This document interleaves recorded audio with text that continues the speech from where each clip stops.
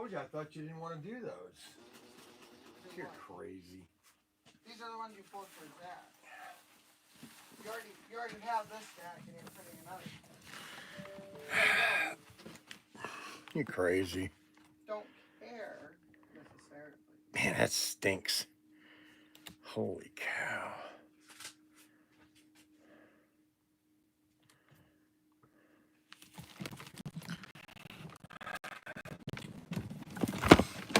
Well,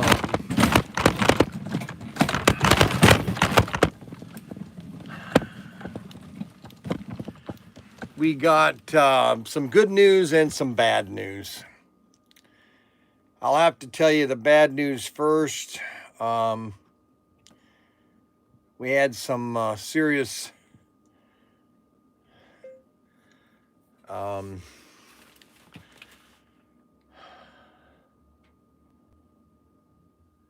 Mayhem Monday.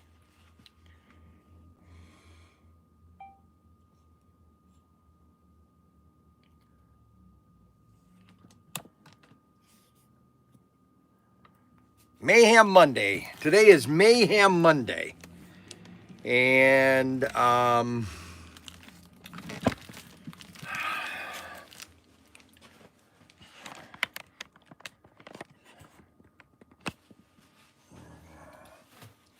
today is Mayhem Monday, and I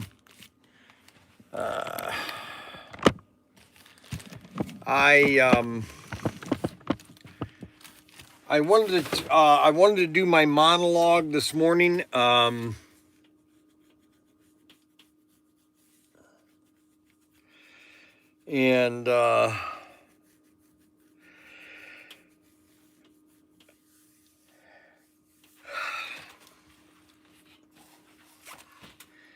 And just tell everybody thank you for your support over these years of ProtinkerToys.com. We appreciate everybody that supports our store. We appreciate everybody that buys from us. We cannot tell you thank you enough. We cannot tell you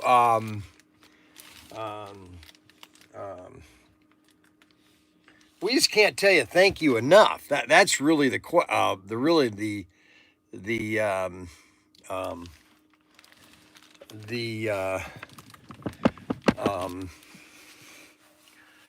I got to get my other phone.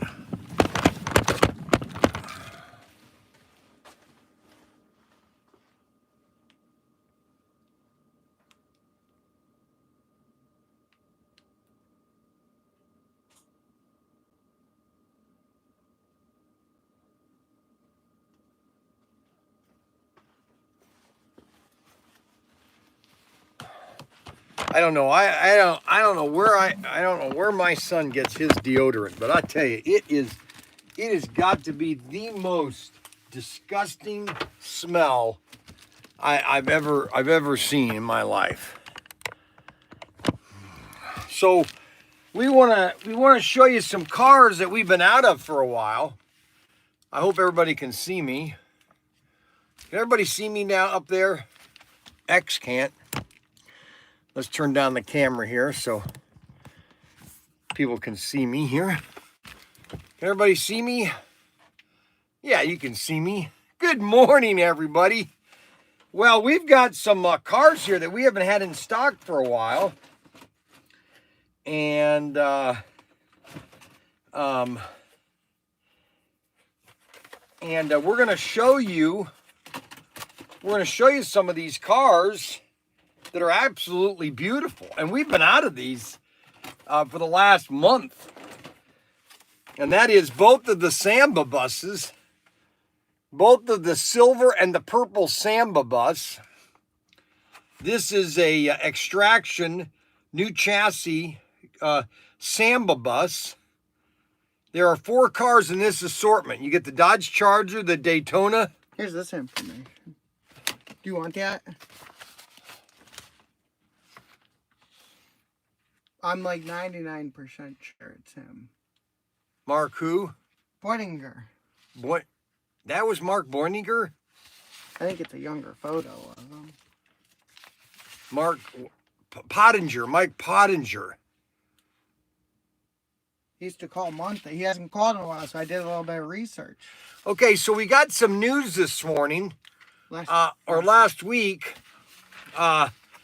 Daniel was. I need these 2 highlighted cards real quick. Well, you're in my way. One left. It says we have 2 left. I got 1 left. This is it.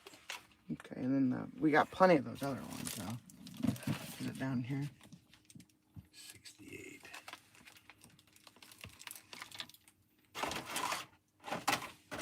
It's the Jeep.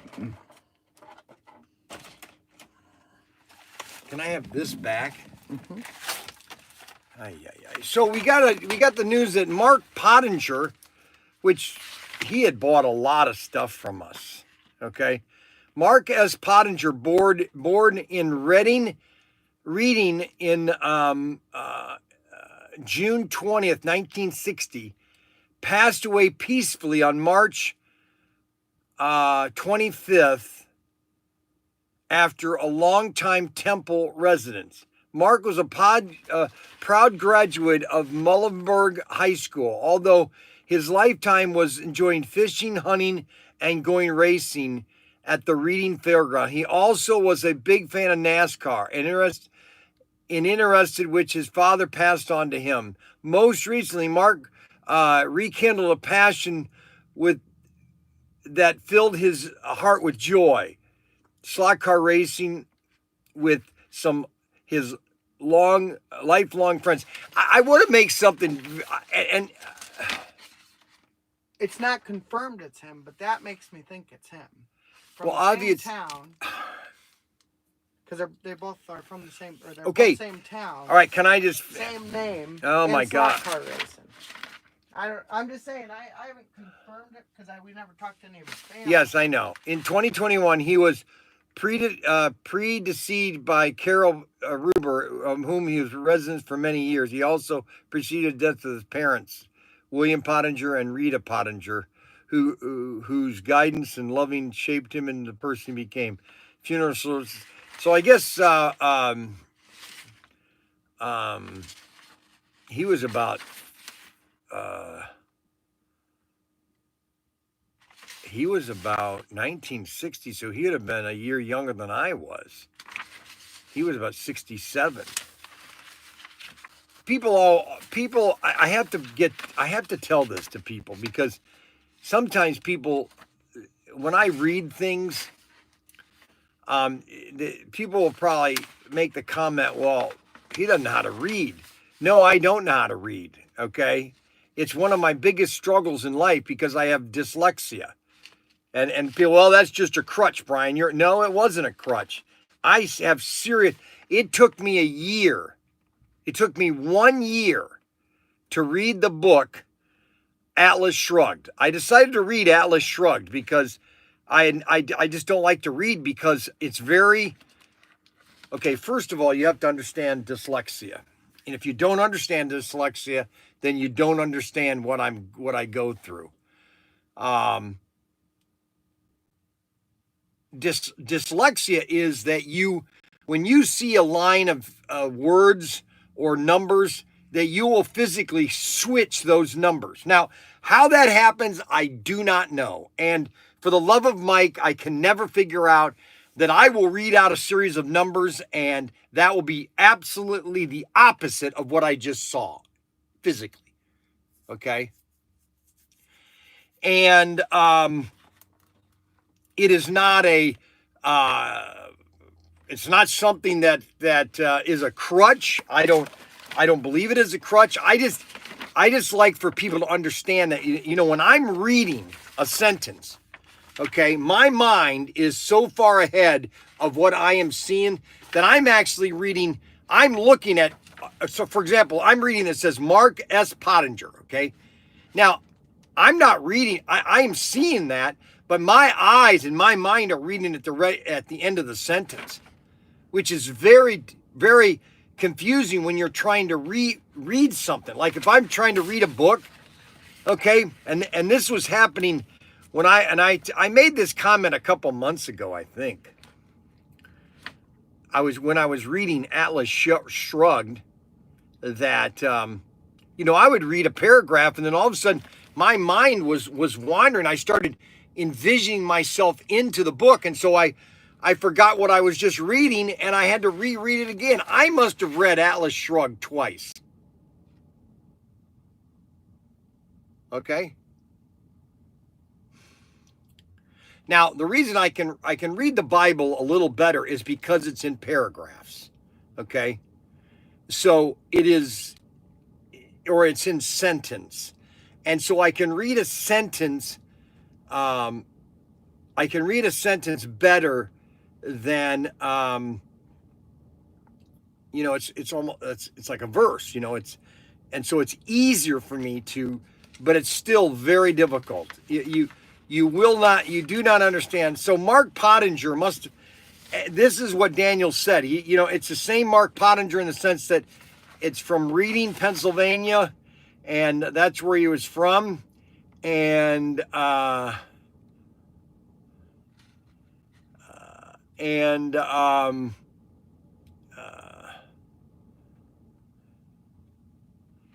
so we think it's the Mark Pottinger that used to buy from us. Passed away March 4th peacefully. He must have had a heart attack or something. We've had a lot of people pass away like that. I mean, it's amazing how many of our customers have passed away or have gone on to the other side of the fence.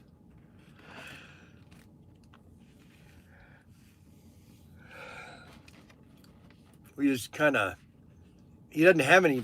It looks like he's not. He's preceded by Carol, who predeceased in 2021. There's really nobody. He's got parents that passed away, unless he was his only child. It doesn't say that he's got brothers and sisters.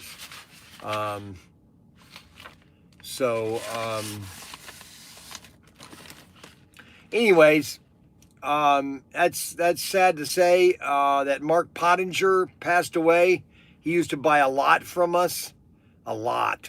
Oh my gosh.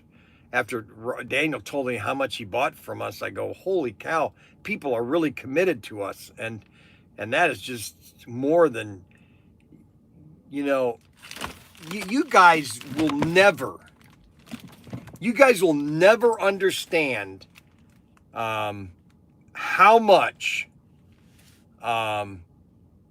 your individual purchases are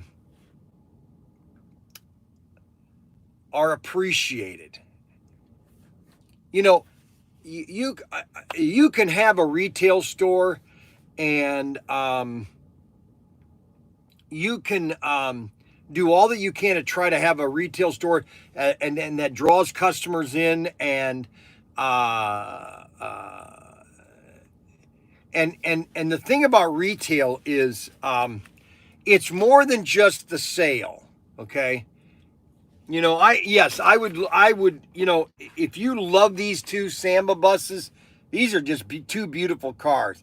These, I would recommend you buy these. Okay. Now, that's because I'm a retailer. Okay. That's because I do this for a living. This is my livelihood. This is what we do. It's no different than, and I hate to say this because I don't want to sound that we are in an idealistic culture, okay? But it's no different than 2,000 years ago, okay? Where, you had your little merchants, and this is why capitalism really is not a new form of government. The new form of government really is socialism, communism, and Marxism. That is new to the 21st century. But capitalism has been around since the beginning of time. You know, you had merchants. You know, unfortunately, Jesus kicked them out of the temple. You had merchants all the way to the beginning of time.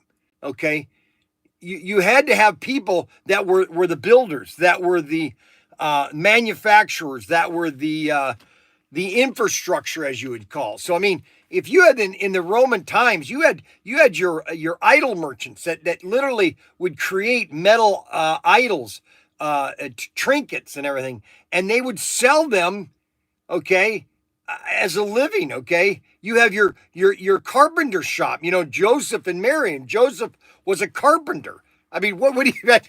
What? Okay, so that was his job. Okay, his job was making furniture for people's houses. Okay, because he was a carpenter. Okay, not everybody could be carpenters. Okay, you know, and so bricklayers. You know, you had to have people that built the. Not everybody could make bricks. Okay, it wasn't a. Matter of fact, I was watching a short about this guy went to Mexico and bought like 6,000 bricks for like $800. Okay, from this Mexican brick manufacturer. Okay, and I was thinking of that. You know, that here is a brick maker in Mexico that makes bricks. You know, just standard bricks. You know, and this American bought 8,000 bricks. Okay, so then I'm thinking back. Okay, I'm thinking about 3,000, 4,000, 6,000 years when Daniel and I, about a year ago, we went to these temples, these giant cities in Mexico that, you know, had the same buildings, and I'm thinking, well, how did all those bricks get there? How did they make all these thousands of bricks or stones? And they made them. They basically went to a brick quarry or a brick factory and said, hey, we need. So the contractor went there and said, okay, we need 10,000 6x6x2 bricks. And the guy said, okay, yeah, all right. And then we need 40,000 12x12x12 bricks. Good morning, Adam. I saw your baptism.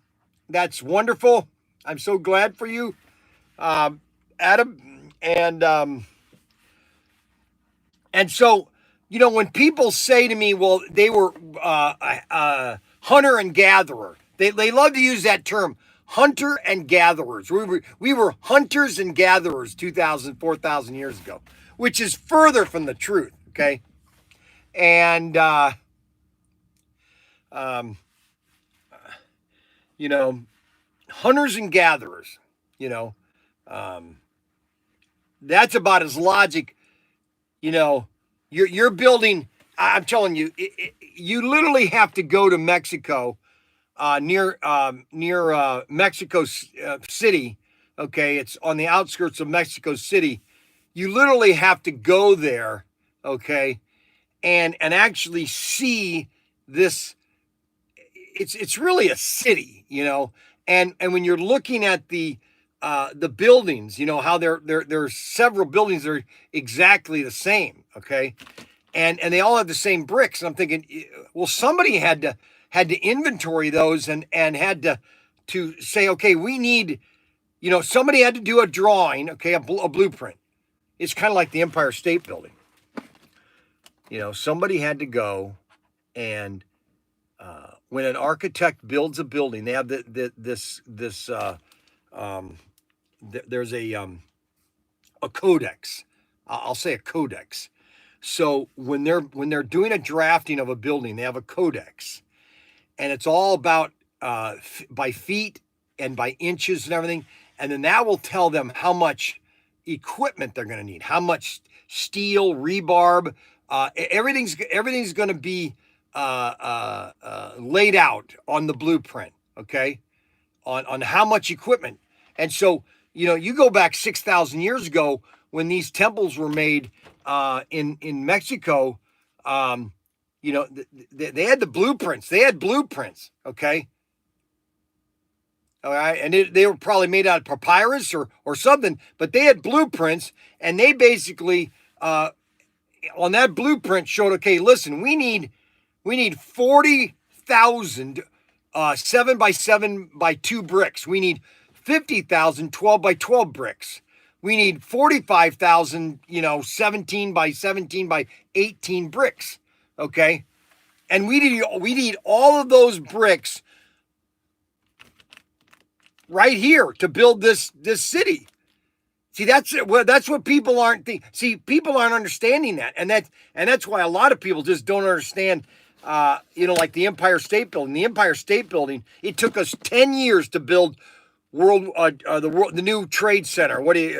Freedom Tower. It's the ugliest building in New York City. If we were true Americans, and if we truly wanted to erase what they did in New York, we would have just rebuilt the World Trade Centers and say, okay, now do it again. Okay? That's what we should have done, okay? Is rebuild the Trade Center exactly the way it was, on exactly the same foundation, okay? And stick it to those people that destroyed it, okay? That's what we should have done, okay? You know what I'm saying? That's what we should have done.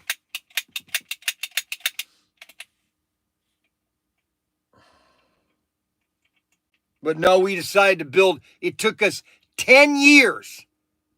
10 years to build World One or that Trade Center building. And it took us 1 year to build the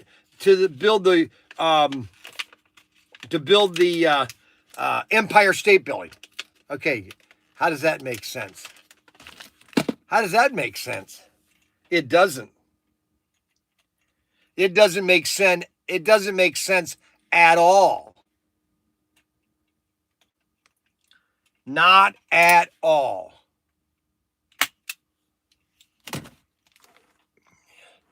Well, first of all, Snuggles, it wasn't the Aztecs. It was built way before the Aztecs. Okay, so by extraterrestrials, brother. It was called the pre-flood civilization. All right, so the next car that we want to show off. So we have a restock of the Samba buses. We also have a restock of the Datsun 240Z. This is actually my prettiest car right here. It's going to be a fabulous week. This is my favorite, this orange one right here. I love this orange one right here.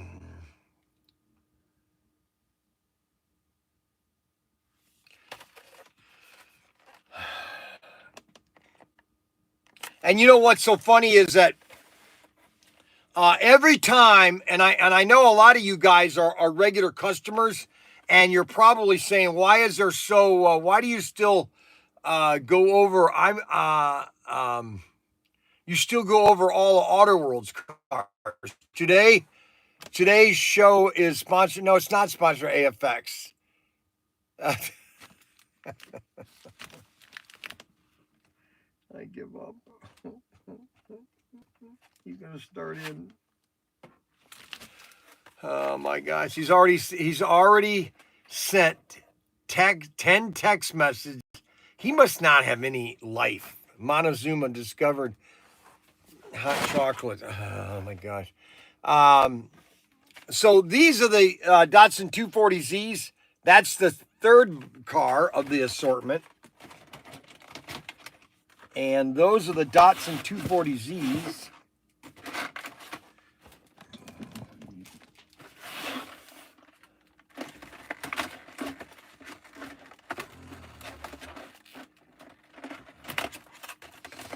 This is SC412. SC412, and then we have the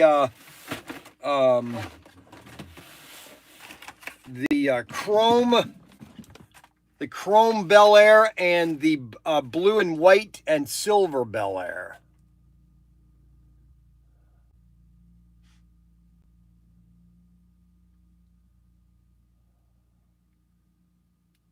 Okay, you only need to say good morning once, Snuggles.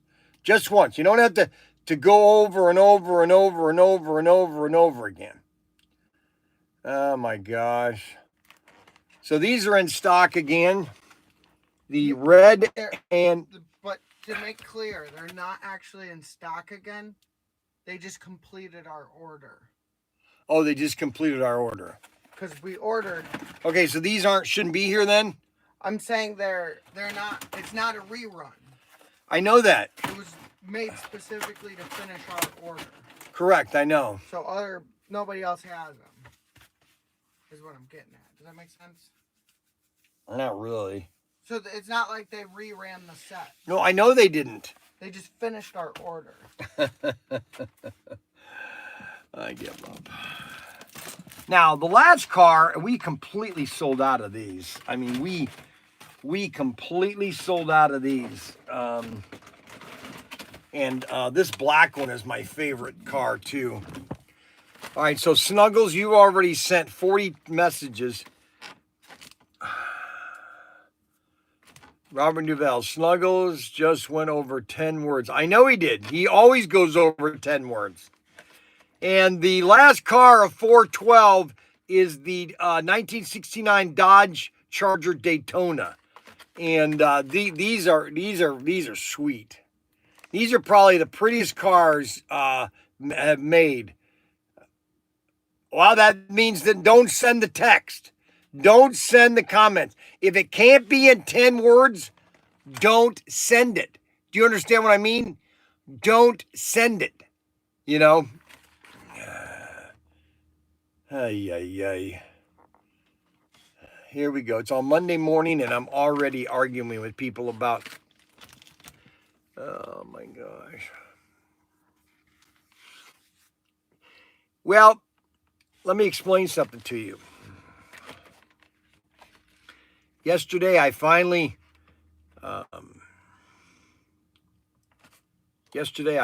started working on, I've got, and some people say, well, you don't really have $20,000 or $30,000 worth of Legos. Well, let me tell you, I have at least $30,000 worth of Legos, okay? At least $30,000. I was looking through all my Legos and I'm thinking, man, if somebody wanted to get these, boy, they would get some great Lego pieces. Because a lot of these Lego pieces that I have are only in certain sets. And there you over 10 words. 1, 2, 3, 4, 5, 6, 7, 8, 9, 10, 11, 12, 13, 14. Every one of your text messages, every one of your messages, Snuggles, is over 10 words. Every one of them. Every one of them is 10 to 15 to 20. Okay? I'll ban you. I will ban you for 5 minutes. No, I'll ban you for 1 minute. I actually did. I didn't leave like 10 paragraphs.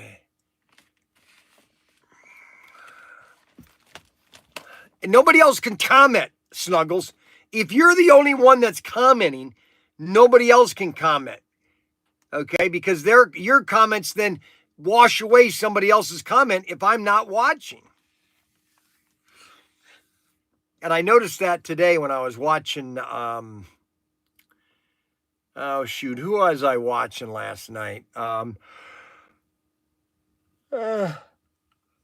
There's a guy that has a website. He's got like 79,000 subscribers. Okay. And the comments are coming in so fast that you can't even read them because it's like he's getting a comment every second. And so if there's no, I honestly didn't even want to be here today. That I hard to believe, Snuggles. That I hardly believe, okay? I don't know.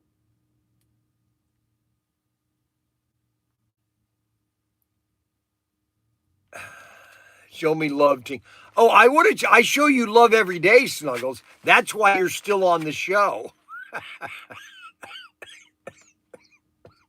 I can't because you constantly, all I can see is Snuggles. There's no other comments. So anyway, so this is the fourth car of the Assortment 412. So we have the Dodge Charger. Dodge Charger.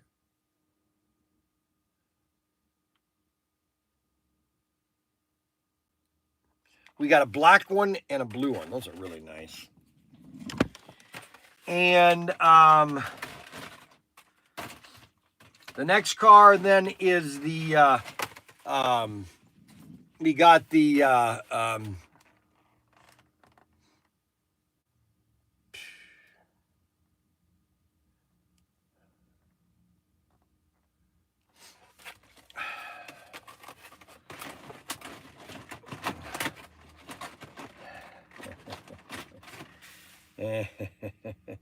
gonna lose it. I am going to lose it this morning. I don't want to lose it this morning, but I'm going to lose it this morning. Oh, wow, we got more of these in. Oh, yeah, baby, these are my favorites. Holy cow. All right, so we got 410s.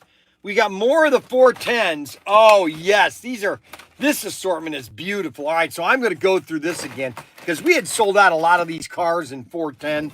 So if you want to comment on the live stream, you got to do it faster than Snuggles because I think Snuggles, that's all he's doing is just commenting, you know, just for the sake of just commenting. So you literally have to,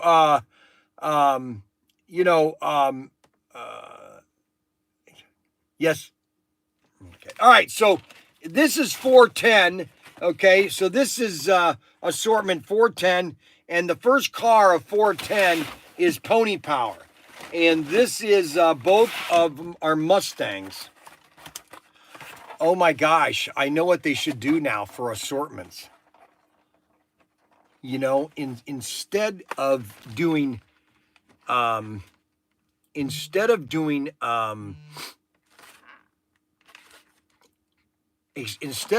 assortment like this where they've got two Mustangs, okay, in the assortment, they have two colors.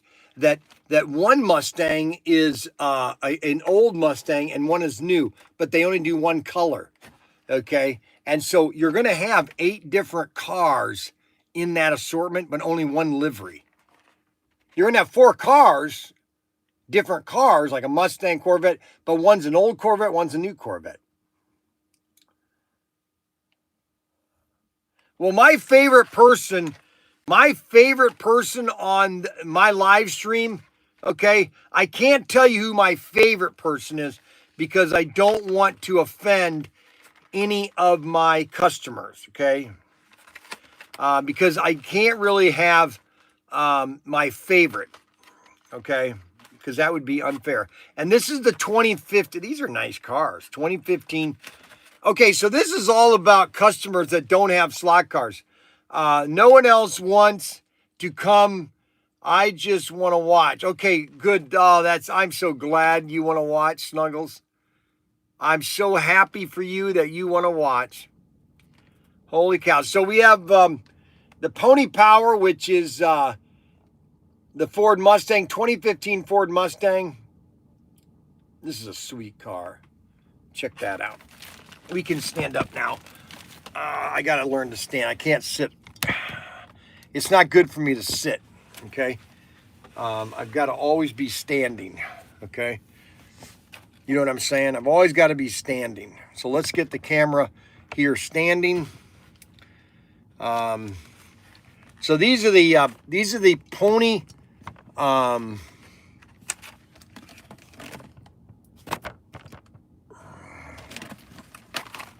Ford Mustangs, 2015 Ford Mustang. Check these out. And these are extraction chassis.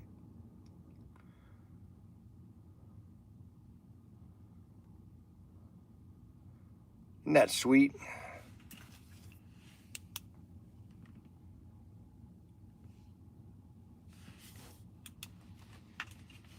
That's sweet. And that is car number 1. I'm surprised we completely forgot about these. And these came out early in the year. And then the next car of Pony Power is, these are beautiful. I love these cars. These are the 2000 or 1969 Chevy Camaro. We got a pink and a green Chevy Camaro.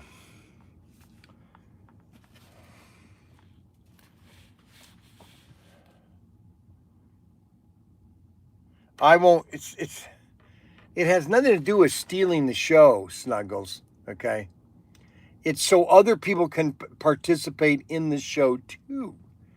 You have to share, okay? It's all about sharing, okay? Oh my gosh.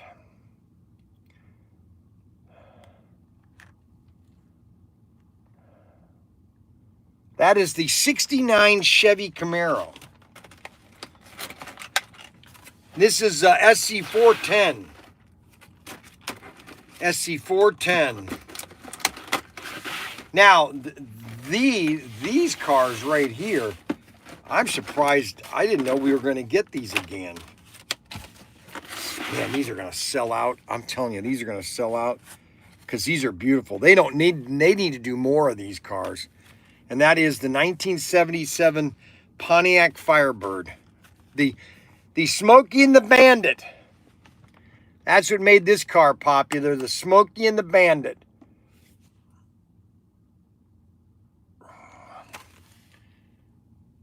Okay, there he goes again.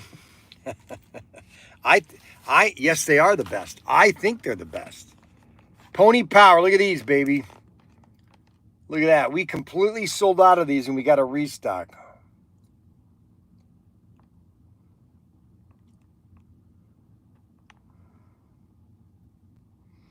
Blacktop Bruiser's the best.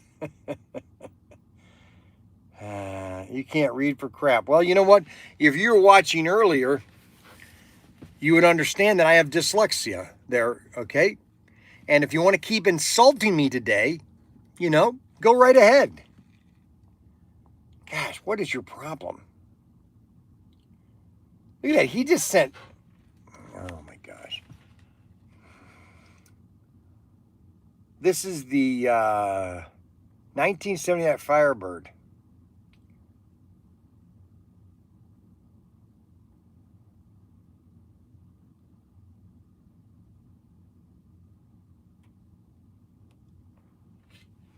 That's sweet.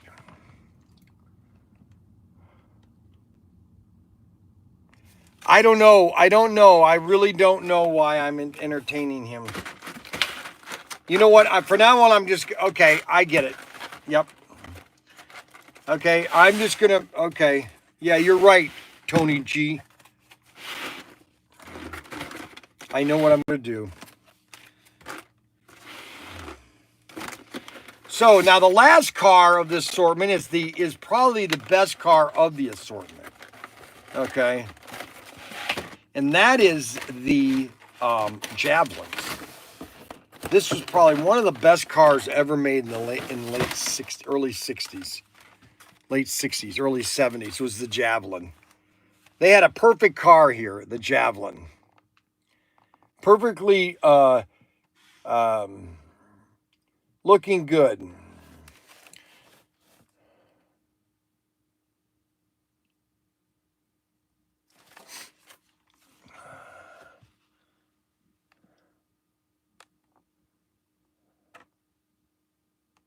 That is the Javelin.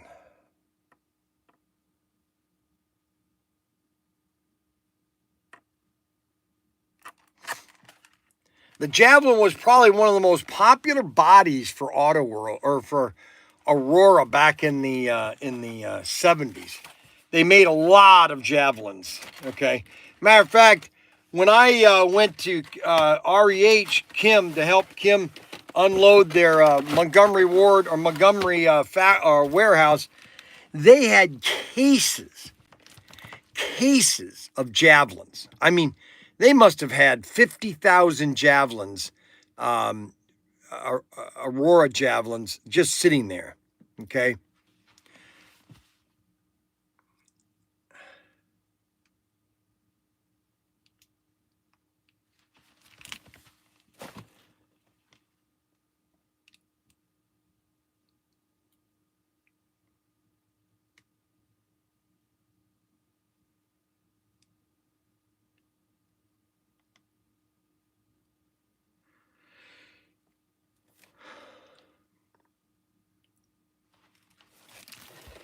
And that is the fourth car of the,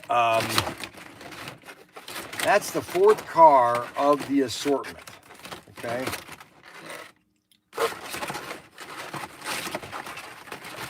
That is the fourth car of the assortment.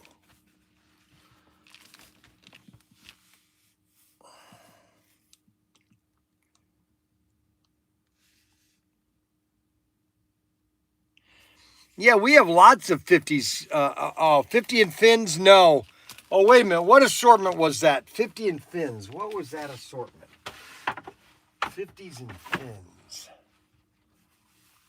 Oh, shoot. What assortment was that? I mean, I have lots of 50s and fins. Like, for example, we have this car here, Ultra G.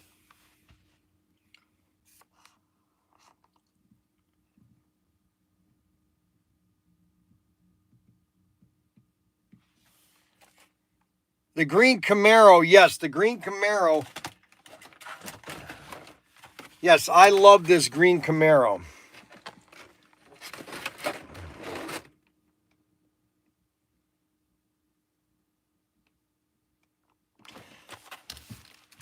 Snuggles, would you please leave today? Just sign off, Snuggles. I don't need you today, Snuggles. Goodbye. Just sign off, Snuggles. Just go do something else. You know, just do something else. Just don't come here today, okay? I don't need your comments today, okay? I really don't anymore.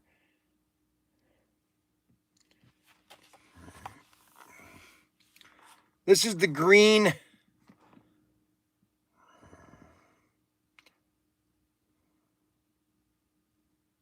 This is the green Camaro. Why is it that only one person that I have problems with? Only one person. So I've been doing this live stream. Now I'm going to get myself into trouble, okay? I've been doing this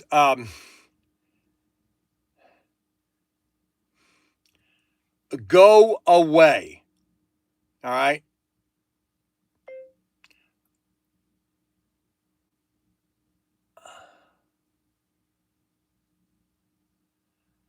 You are kidding, right?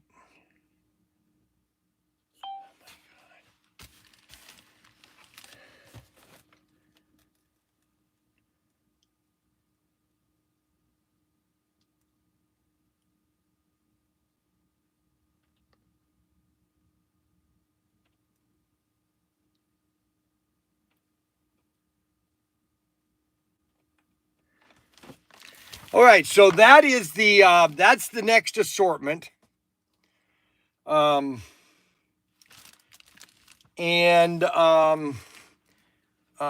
see here. 411.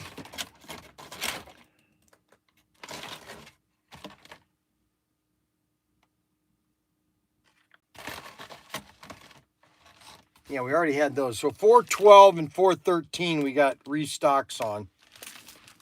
And those are all the new cars. And then we have all the new cars. Okay.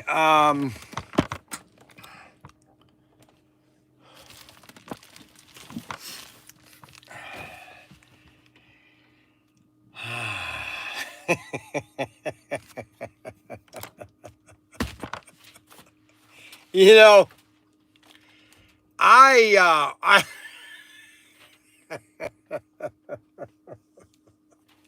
I need to take a swig here.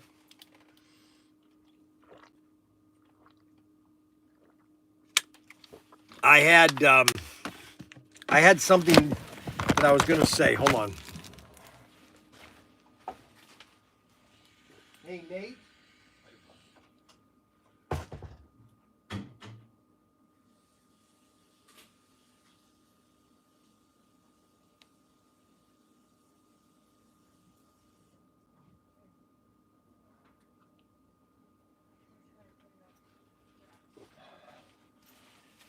Well, we're going to go over the, we're going to go overhead,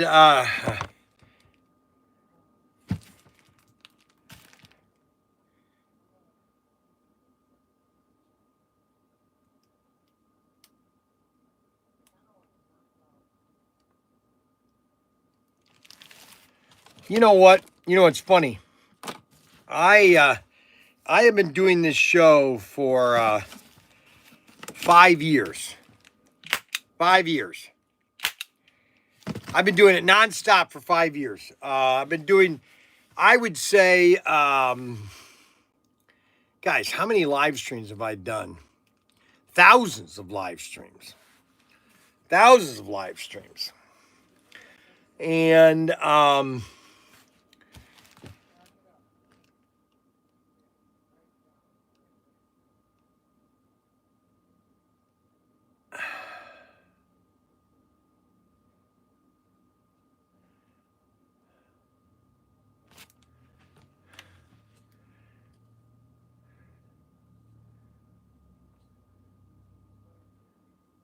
I was watching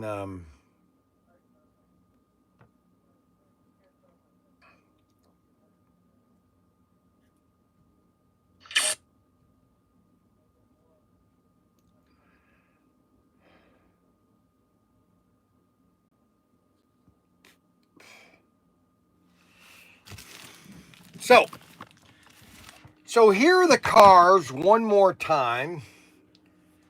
We got 416. We got the Willys Coupe. Oh, that's right. I like these. Willys Coupe. Thunder Road. Thunder Road. You know, slot cars, you know, it's like the guy from that called Daniel last week. Everybody loves to get something that has some nostalgic. Okay?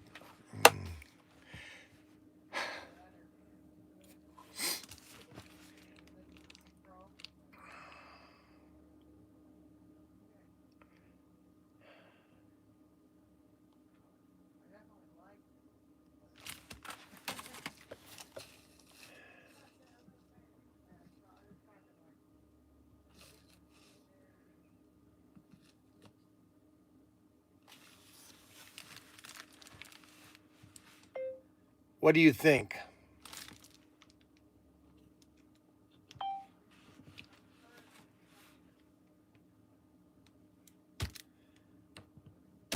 No, it's not, because they really don't like it. Do you understand what you're doing? You're really pissing my customers off. And if you don't stop it, I'm going to ban you for life. Period. And I've never, you know what? Yeah, he's finally got me. He's finally gotten me pissed off. Okay, I have never banned somebody for life. Okay, yes, this is not a free speech website. Yeah, you could say whatever you want, but you know what? I can ban you also, and I'm not going to deal with it. Okay, I am not going to deal with it anymore, Snuggles. I don't. Yeah, it might be you might think it's for the show. I don't care anymore. I don't want to deal with this every single episode. And then I get customers calling me because they're tired of it. Okay? No, I'm done, Snuggles. You say one more comment and you are banned for life. I'm not going to tolerate it anymore. There, you finally crossed the limit. I'm going to tell Daniel to ban you for life, Snuggles. Ban you for life.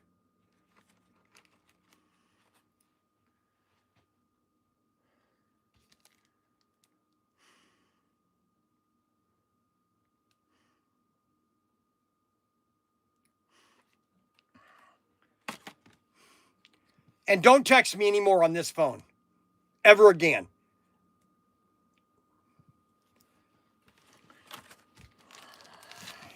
See, I am just trying to show off cars, okay? And, you know, I really never thought, that I could be pushed, okay? And, I mean, I'm 66 years old, and you know, I do this strictly for entertainment, just strictly for the fun of it. I don't do this every morning to gain any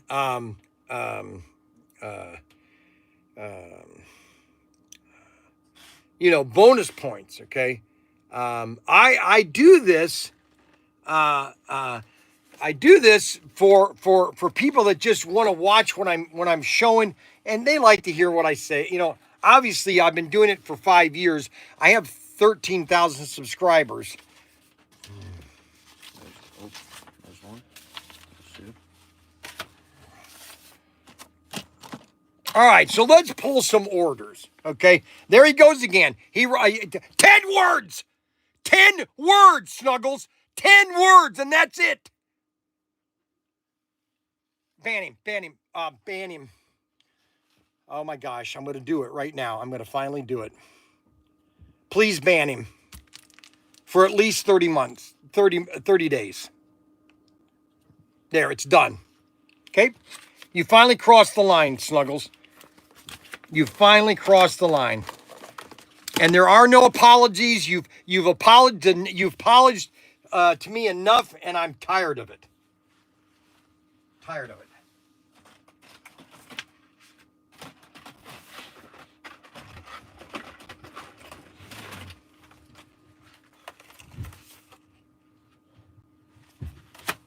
I'm tired of it.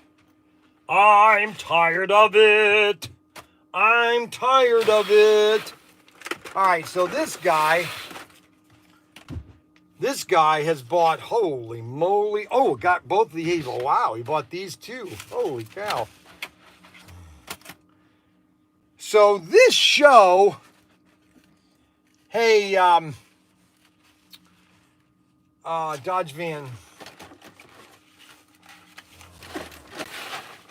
Ratfink. Yeah, last week we were informing people that Ratfink or Arbuckle did not know that Ratfink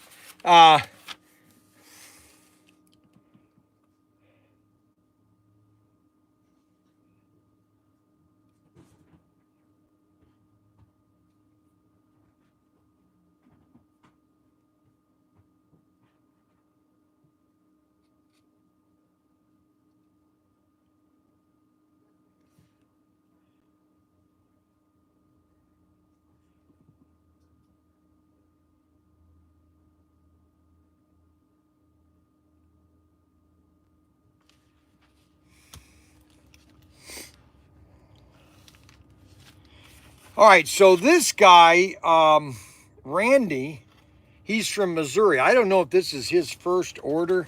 Let's see if this is his first order. So he bought, here's what's been selling, okay? Let me show you some cars that have been selling today. And he wants 3 of the Bel Airs. Wow, he wants 3 of those. Holy cow.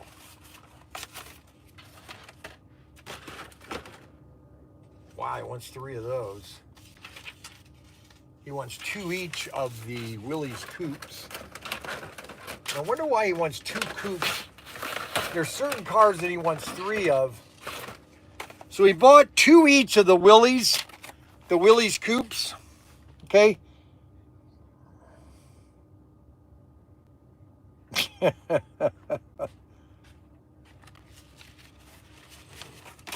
are you looking for? I don't know. Seeing if you have the order ready. 2. You need one of these. You need one of the yellow, and then 2 of the 440X2 wide bodies. Okay.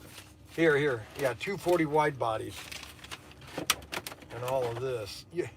When you bring me a thing like this, shoot. When you bring me an order like this, you should also, like when you bring a lot of these, you should always bring me like a long white empty tray so I can put them all in. You know what I'm saying? Okay. Here. I'll get you a designated tray. Yeah, that would be a good idea, Ollie. Yeah, I think it is a good idea. Good idea, Ollie. You know what I'm saying? Yeah. All right. All right. Let me pull these, okay? All right, you do that. I am gonna do that. So,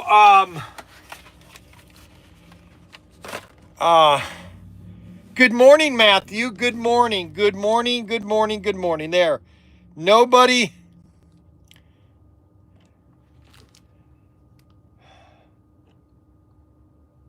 Hey, that's funny when you get mad. All right. So Derek likes when I get mad. Okay. Derek likes when I get mad. Okay. And so at least I have one person that likes when I get mad. All right. All right. So we have the VW Beetles. Somebody bought the VW Beetles. I love these things. You know what? You know, every one of these cars, okay, all of these new cars by Auto World, okay, I'm very excited about. Okay, I'm very excited about. All right. Very excited about. Very excited about it. Yes, and that's fine. So here is what Snuggles. I'm gonna tell you this. I am going to tell you exactly what Snuggles has sent me as a text message. I'm not even gonna say it. Okay. I am gonna show you exactly what he sent me. All right. This is totally unacceptable, and I want people to see. This really upsets me. This is what. Oh my goodness gracious! You don't even do this. You don't even do this. This is what he just sent to me. This is a text message that he just sent me. I want you to know that I don't make this stuff up. I don't even want to repeat these words, okay? This is what he just sent me, okay?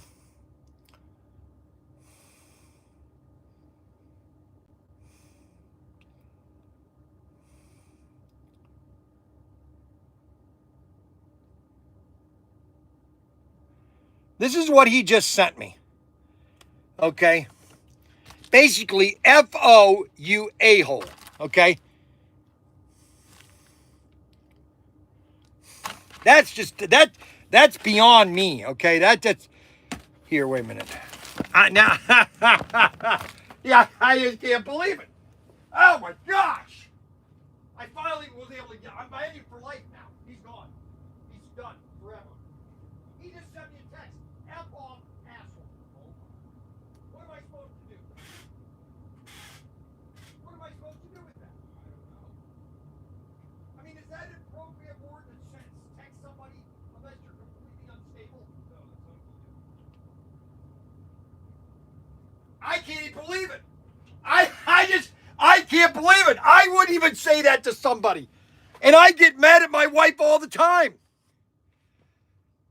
Oh my goodness.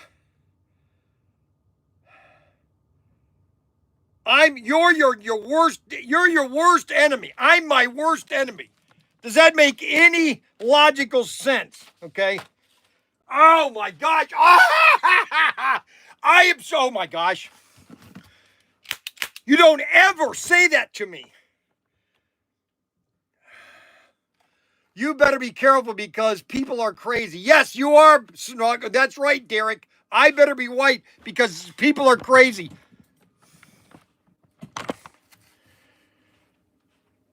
Where the hell is Danny? Daniel's in the back. Why? Do you guys want to talk to him? Huh? Well, let me just tell you this. Okay?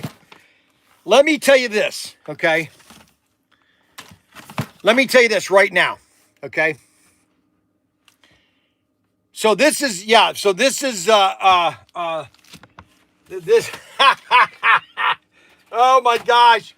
Oh my goodness. Calm down, Bryan.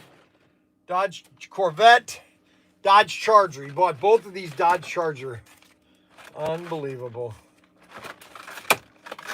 I can't believe that. All right, so I'm going to ban him for life on my phone. I'm going to delete him. I'm going to delete him. I am going to block him on my phone.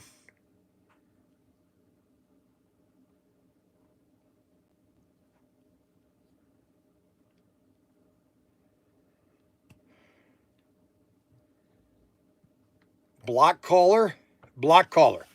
I have just blocked him on my phone, so we do not have to worry about it, okay? I do not want you on my live stream anymore, Snuggles, I am going to ban you from my website. Please ban Snuggles from ProtinkerToys.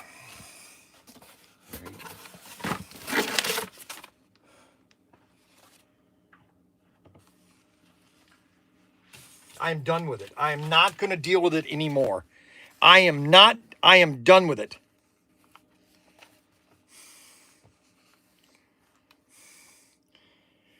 Okay, now, all right, I got another here. Wait, we got to finish this. Okay. Well, at least somebody knows how to get me upset. Okay. Now, I thought my wife was the only one that could. Well, actually, I thought Daniel was the only one that could get me upset because, man, growing through high school, holy moly, I didn't think Daniel was going to survive high school. I really didn't. Alrighty, so what do? At least I'm having fun. At least I'm having fun. At least I'm having fun. I cannot tell you. Let me explain something to you. The amount of slot cars that we have sold. Just let me explain this to you.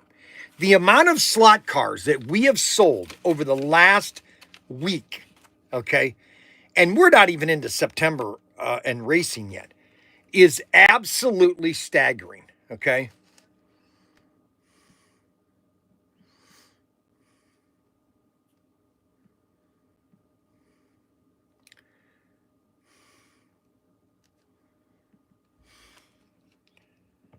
Did you hear me? Testing, 1, 2, 3. And so we've just sold another assortment of the Thunder Road. The Thunder Road.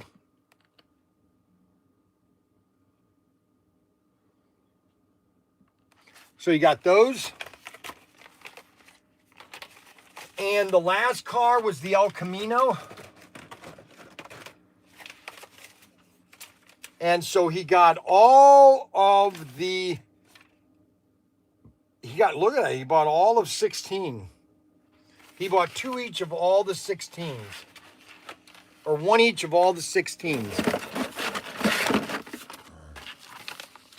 You know that? Look at that. And now this guy, Scott Frost from Elmhurst, Illinois,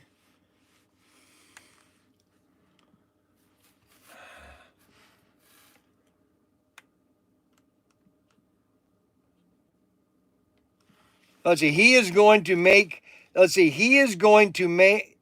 hey, you are going to make him go crazy because he doesn't have any friends. Derek has just commented. See, now Derek, let me explain Derek, okay? So Derek is the opposite of Snuggles, okay? Derek, he has sent me more text messages. I think Derek has sent me at least 5,000 text messages. And he even called me on Saturday night, okay? And he wanted to know, what did he call about? He wanted to know, because I finally posted the video of me going to Scott Pottinger's, or not Scott, James Benito. No, not James Benito. What was the guy up in Vermont?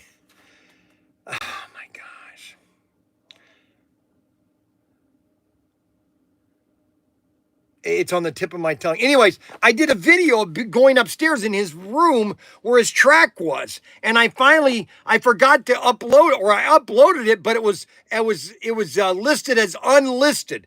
And so I finally listed it. And Derek called me Saturday night.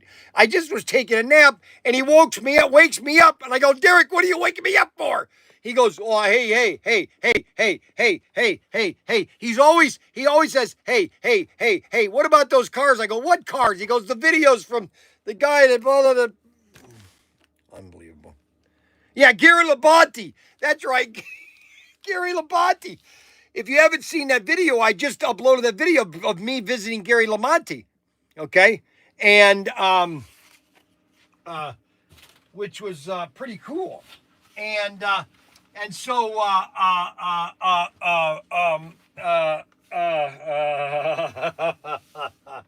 my gosh. Oh my gosh. I think I'm going to lose it. 75. Where is 75? 77? Oh, 75. Ford Bronco.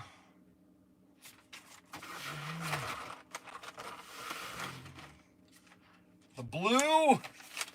Everybody's buying. These are on sale right now. The Ford Broncos. You want to get these right now. They're on sale.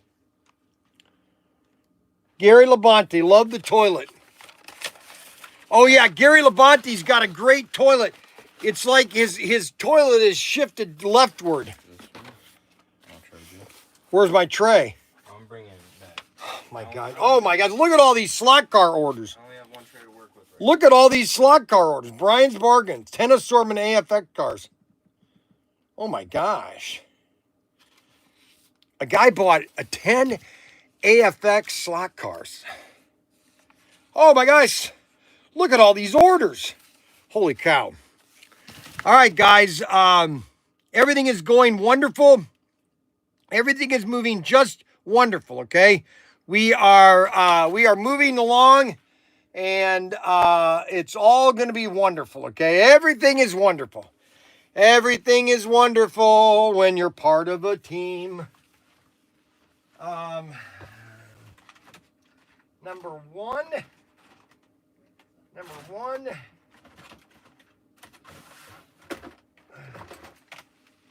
You know what? You know, it's like this. You know, oh, I didn't see that one there. All right, here's your tray. Yeah, he wanted the yellow El Camino. Why didn't you tell me that? Dumb cluck. Here. So, okay, so this guy, that's that one. So this guy really here, man, he bought everything. He bought Zachary Lewis. Zachary Lewis. I don't think he's ever bought from us before. Zachary, look at this. He bought 2 Indy cars. He bought 2 Indy cars. Okay, isn't that sweet?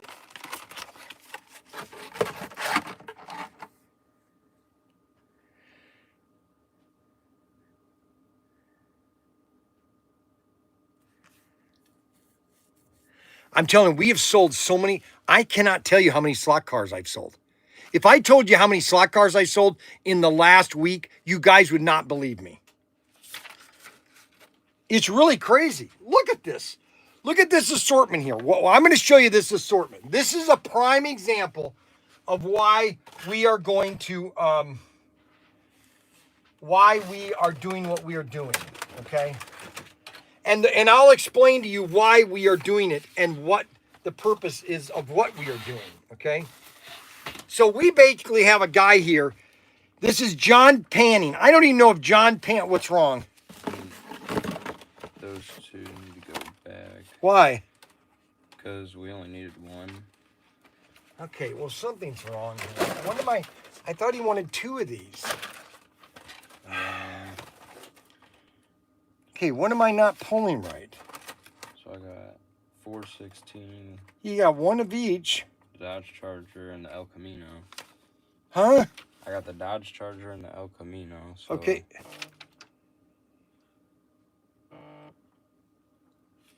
I don't understand. What do you need? Let me see the paper real quick. So I needed you to put those ones back, and then I need the other Dodge Charger on there that's highlighted. You need. Well, that's the dirty one. You just gave me back the dirty one. Daniel said to bring it back to you. Huh? Daniel said to bring it back to you. That's what I pulled. Is a dirty.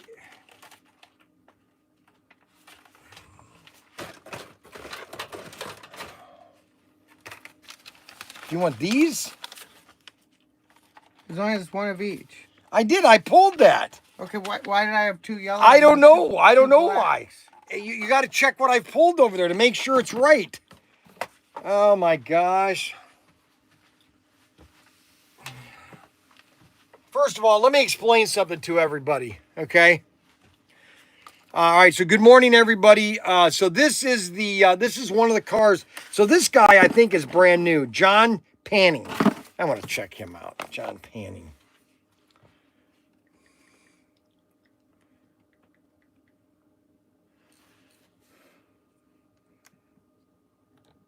Are you there?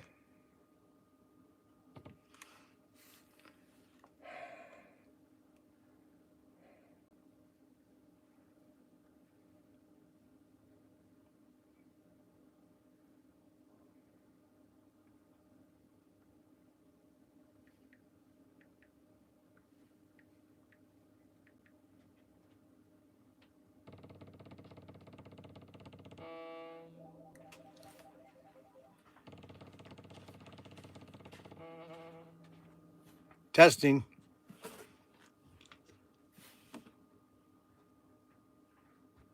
Hello. Hi there. This is Alex from Alibaba. We help enterprises grow their businesses globally. Do you have a few minutes to learn about what we offer? No, I don't believe in Alibaba. Yeah, I'm with Alibaba.com. I don't believe in Largest Alibaba.com. B2B platforms. I was wondering, do you have a few minutes to discuss how we can support your business? No, I don't believe in Alibaba.com. I don't believe in it. It's a communist website. I don't support communists. Do you understand? How about this? I'll have our local specialist follow up with you after this call. No, I Is don't that want okay to. for you? No, it's not, because I don't believe in communism. Okay? Thank you. If he wants to learn about how to grow your exports and No, I don't want to blow my exports. Okay, so John Panning, it looks like he's had 4 orders. Last order was August 18th. Total orders, 4 orders. So he's a new customer. He just started buying, 2024. So he bought something last year. So he's fairly a new customer. And he bought the 55 Bel Air. He got the Corvette. And he also bought the Pontiac Firebird from the Rally 4x4 set. That's a great assortment. These 3 cars are just phenomenal. That's a perfect, this order right here, this order right here, this is a perfect, what I call is a broad assortment order. Broad assortment order. Now, I gotta bend my knees. Ouch. I mean, do you think that's right to call me F? Huh? You think that's appropriate to say that to me? Huh? What do you think? Do you think I deserve to be insulted like that? Huh? What do you think, Nate? No, it's Would you ever say that to your dad? no. Would you ever go up to your dad, F-O? No. What would happen? Oh God, I'd get a whooping. Yes.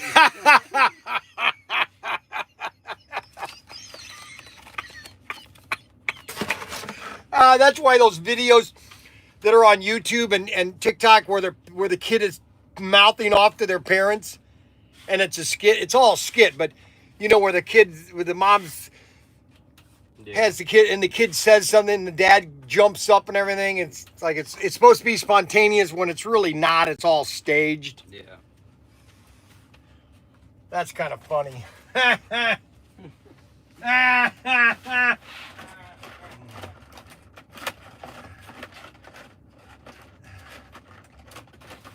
See, the difference between me and other people is that I am real, okay? I am what I am. For leave it or not. Okay, now this guy ordered 10. He ordered Bryan's bargain. So here, I'm going to show you Bryan's bargain. All right, guys. So how's everybody doing today? So let's see what we got. Alibaba Ba, you should have punched. He would have punched me. No way. Some guys need a fist for breakfast.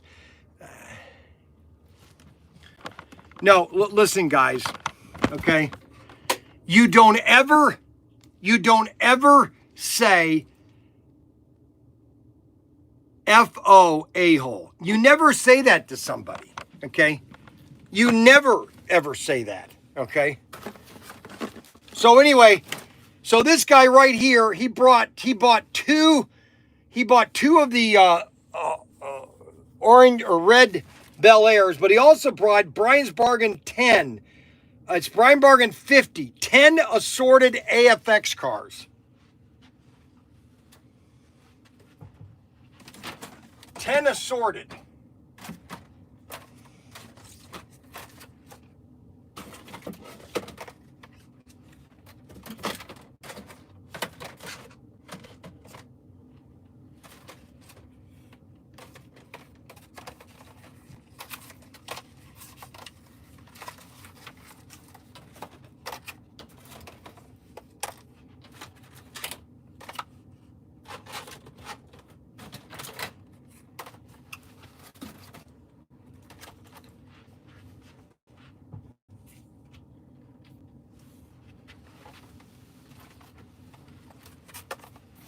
All right, so this is the 10 assortments that he got. Listen, guys, you know, I am really not a bad guy to Arbuckle. I had my Arbuckle breakfast today. I don't know if anybody has heard about the Arbuckle breakfast. Now, Arbuckle is a typical Texan. You got to understand Texans, okay? An Arbuckle is what you call your typical Texan, okay? And you might ask me, what is a typical Texan? What is a typical Texan? Well, all you have to know, Arbuckle sounds like someone spiked Bryan's orange juice today. I didn't have orange juice, Arbuckle, because remember what I said about my breakfast? Now, on Saturday, I always splurge. On Saturday, I have my pancakes, and I have my orange juice and my strawberries. But Monday through Friday, I have my Arbuckle breakfast, which is my Arbuckle breakfast is 1 egg, 3 slices of bacon, and a iced water. That is my Arbuckle breakfast. Okay, so that is my Arbuckle breakfast. Okay. So let me take this order. Now this guy bought 2 of these. Okay. And he then got 10. He also got 10 AFX cars. I gave him a good assortment of AFX cars. He's got a GT40. We've got a F1 car. We've got a Ford Mustang.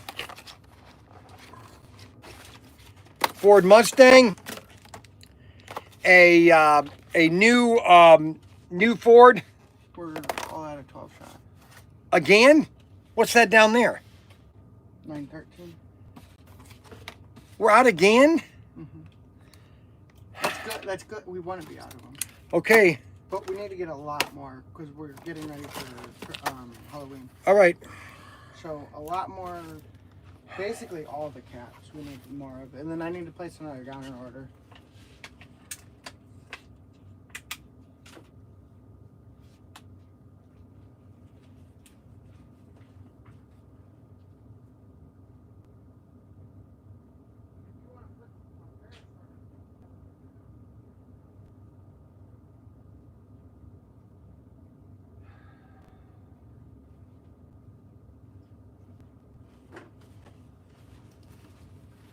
We can't keep caps in. We can't keep the stuff in stock. Oh my gosh, holy moly, I'm finally selling the VW Beetle. Oh my gosh. Holy moly, VW Beetle, and they bought the rat thing. See, Arbuckle Arbuckle on Friday didn't know that Radfink was a real license. Okay, he thought it was a fake license, but it's a real thing. Okay, Daniel's supposed to be putting in all the listings the history of Radfink. Okay.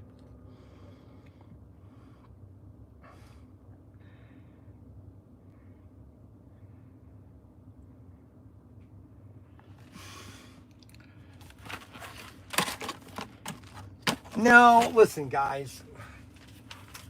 I am very easy to get along with. I am very easy to get along with. Okay. See, here's the thing with um um.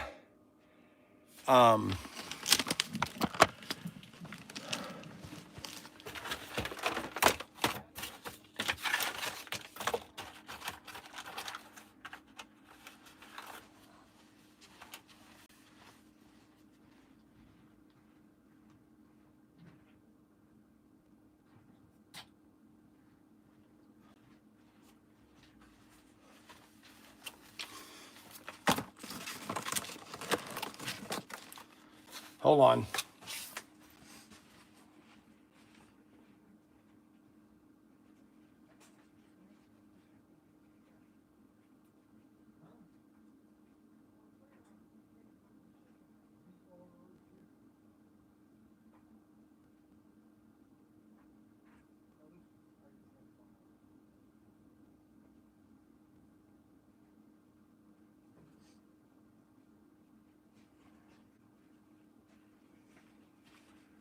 Hey, Rod Rodriguez, did you get your invoice for your bicycle and 2 cars? Bryan Lafort, you went over 10 words. Bryan was saving the world when he was on submarines down in the depths of the sea. Thank you for your service. Yo ho, up she rises. Listen, submarine service is very unique. And there are a lot of guys that didn't pass. That's why the movie Crimson Tide, I never liked Crimson Tide. Okay, I did not think it was an authentic movie. Matter of fact, I went to go see it with not a friend, but my boss's son back in '96. And I saw that movie and I walked out of that movie. I said, this is totally fiction. It would never happen. That would not happen to a captain on a submarine. Even, if Denzel Washington was a terrible actor in that movie, that would have never happened. If the launch was given, the XO would not have questioned the captain. That was just completely Hollywood fiction. It had nothing to do with the real military. I'm telling you right now, being on submarines, okay, that would have never happened. Crimson Tide. Worst submarine movie ever made. Worst submarine movie ever made.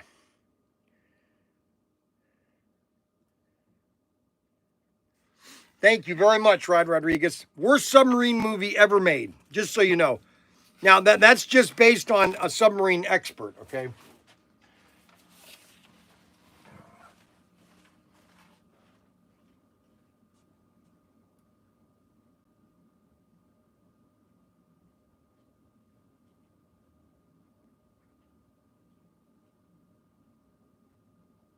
Make sure you guys are checking all these orders.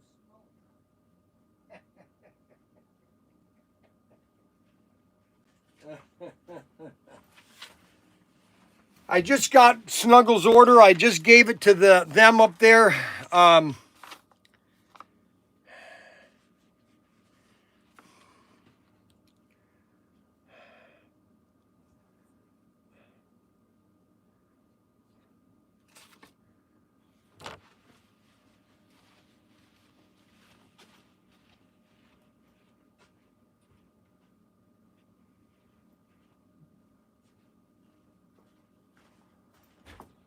I want him banned until I tell you to unban him. Right now. Do you know what he said to me? You watch the live stream? Send me a text me and say, fuck off. Do it now. Okay. Alrighty. Now we have another huge order.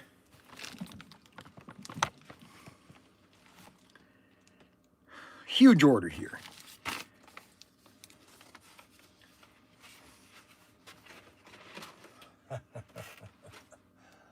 Oh my gosh.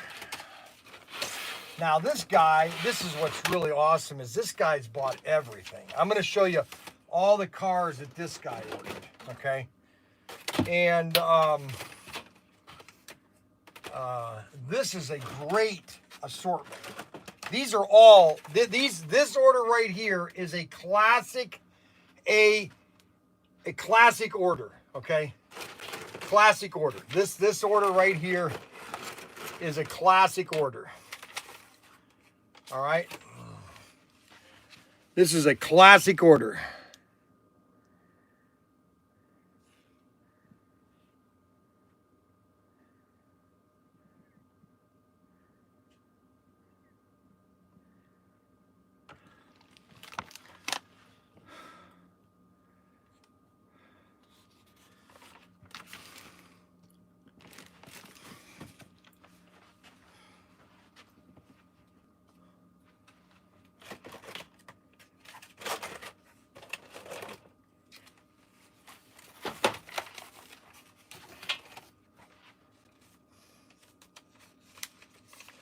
Now let's show you the cars that this person bought, okay? And this is a prime example of the excitement that is out there, okay? This is the assortment that he's on all these cars that he bought, okay?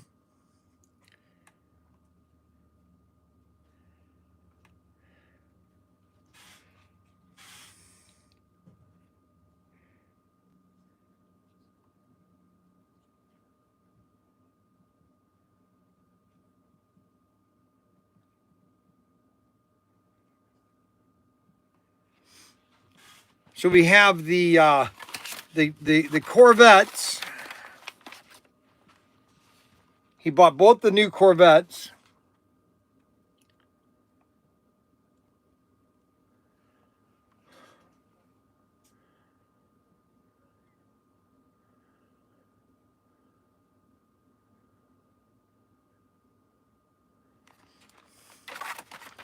He also ordered both the Torinos.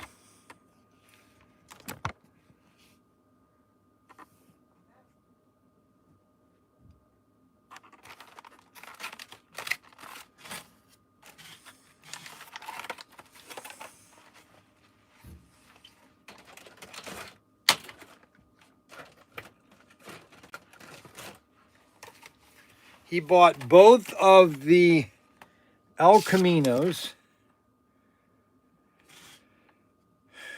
No, he didn't order the El Caminos. Why did I pull those? He didn't order the El Caminos.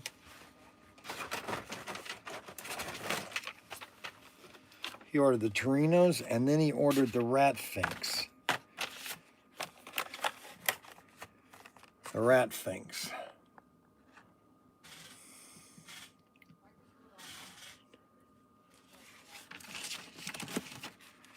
And he ordered both of the Rat Fink vans, or the 55 Bel Airs. Both the Bel Airs.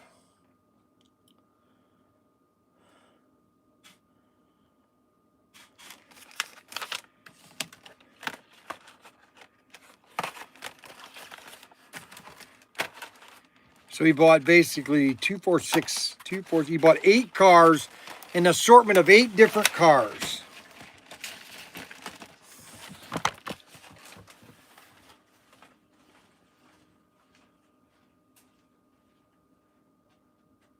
Make sure you double check all these things. What happened here?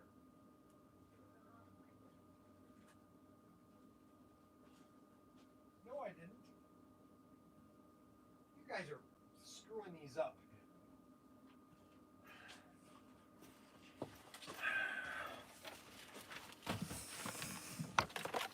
Unbelievable. They're telling me I'm making all the mistakes. Unbelievable. What a bunch of losers. Well, guys, I'm going to explain something to you. Make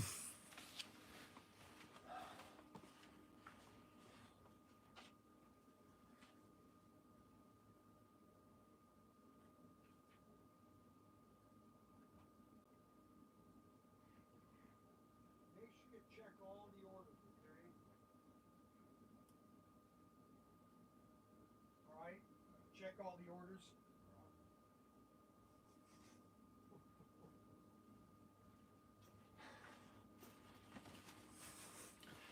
So we just, those are all the orders that we got in. Now, some people have been asking about the truck. I told everybody that the semi is supposed to ship, okay? It's supposed to ship China September 15th. All right, that's the shipping date. And then once we got the shipping date, we'll know when the actual delivery date will be. And we will let you know when the pre-orders will be, because the pre-orders on this are only going to go up, and then when they're done, they're done. Okay, so just so you know. Just so you know.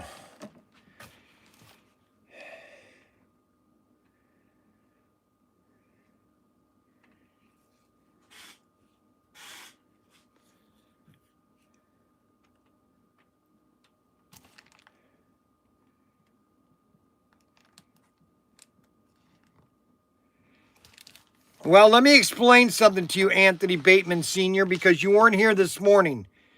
All right? And I got a text message from Snuggles this morning that basically told me to F off asshole. Okay? I don't really like to say those words, but he basically said to me, F off a-hole. Okay? And I have banned him for 30 days. I'm not going to deal with this making fun of me, insulting my customers, insulting the product that I sell. I am here to promote ProtinkerToys.com. I try to be very flexible, especially like with Derek and my other friends. Derek loves to call me all the time. But you know what? You have to have civility, okay? And this man does not have civility. Okay, I'm sorry. I'm trying to be very, very open about this. Okay, I'm sorry. I would never tell my brother to F off. Okay. Matter of fact, I would never tell somebody to F off. Okay. I don't think I've ever done that in even my highest anger.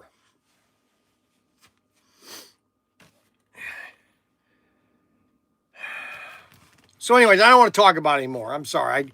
I'm having a great day today. And we're having a great day. We did have a death happen. Okay, I don't know how many of you guys remember Mark Pottinger. He used to buy a lot from us. And I can't tell you how much. If I told you how much he bought from us from the time he bought to the time he died in March of this year. It says Mark S. Pottinger. Now, just so everybody knows, I have dyslexia. Okay, now people say, well, don't use it as a crutch. Well, I'm sorry. It has nothing to do with a crutch. It has to do with that my eyes and my brain don't connect the words. That's why, dyslexia is a real hindrance to certain people. Okay, that's all there is to it. All right. It says Mark Pottinger, born in Reading, Pennsylvania, in basically 1960, passed away peacefully on March 4th. A lifelong Temple resident. Mark was a proud graduate of Muhlenberg High School, although his lifelong passion was fishing, hunting, racing. He also a big fan of NASCAR. His interest with his father passed on to him. Most recently, Mark rekindled his passion that filled his heart and joy with slot car racing, which boy, did he. And he recently passed away, and we just want to say that I'm, Mark, I hope things are better for you now. So, and that's, we hear that a lot, people that have been watching. I'd say of all the people that have been watching our live stream, I'd say we've lost about 10 people to death. And only a handful have actually been reached out to by the family.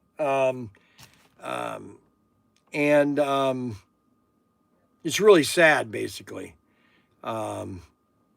Anthony Bateman Sr. I have dyslexia too, Brian. That's terrible, man. I didn't know that. Oh, it's the worst thing in my life. That's why I was telling you earlier in the live stream, it took me a year. My daughter, Kimberly, I was very close to Kimberly. In 2009, I don't know if she was reading it, but I decided to read Atlas Shrugged. Okay? You're probably, Brian, why did you decide to pick Atlas Shrugged as a book to read? It was my first. Well, actually, I started reading these small short stories that my stepdad loved, which was, matter of fact, it's probably the best science fiction ever written, but it's only been made into, a B movie, but it's literally the most popular science fiction ever to be written in Germany and really worldwide. It's had the most sold novels, but it's never been into a Hollywood movie, which is, I really find ironic, actually. But I know why it's not, okay?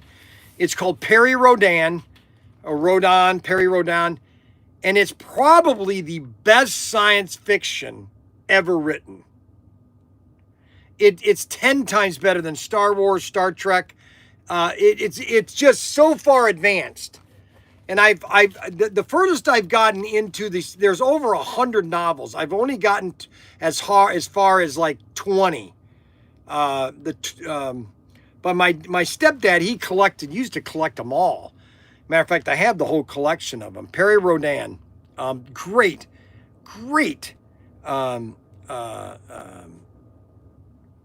science fiction.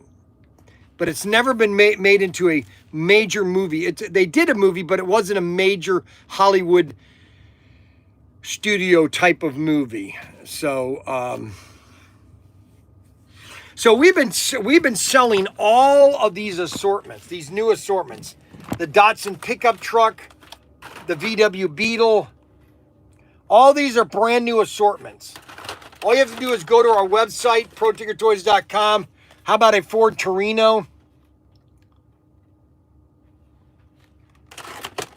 How about a Dodge Hellcat? We got it in green and blue. Dodge Hellcat, green and blue.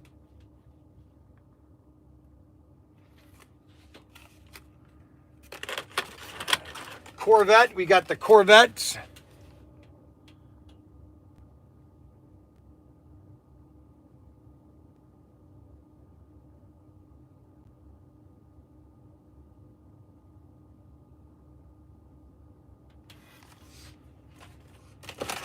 We got the Bel Air. We got two versions of the Bel Air.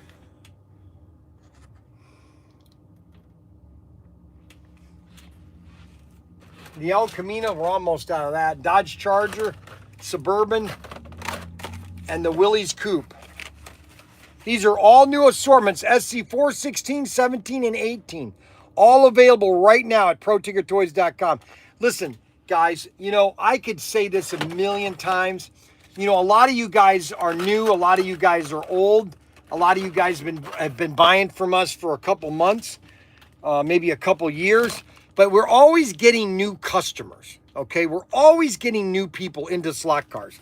And one of the really cool things is that, if you want to get into slot cars and you want to have you don't know what to do. For example, you don't know what set to get, and you don't know where to start the whole thing, you know what? Just do it with the Super International. just do it with the Super International. Okay? Just start your excitement with the Super International. It has all the track. It's got 4 cars, 4 F1 cars. It's got all the track you're going to possibly need, okay, on 2 sheets of plywood, all right? It's everything you need, the Super International. And you know what's really cool about the Super International? This is a 4-lane layout. But you know what? What's really cool about this thing is you could just turn it into 2. You could take this and make it a 2-lane race set if you want. You don't have to do 4 lanes. You could do 2 lanes of 50-foot track. That's what's really cool. All right, about the Super International, okay? And people will always say to me, well, what should I get to start with? You know, it's really up to you. We had a guy call last week and said, hey, I'm just now getting into slot cars. I'm 67, my age, and I want to get back into slot cars. And I'm thinking to myself, holy moly, what else could you want to do but get into slot cars? What else would you do? Do. Now I did have a 4x4 layout.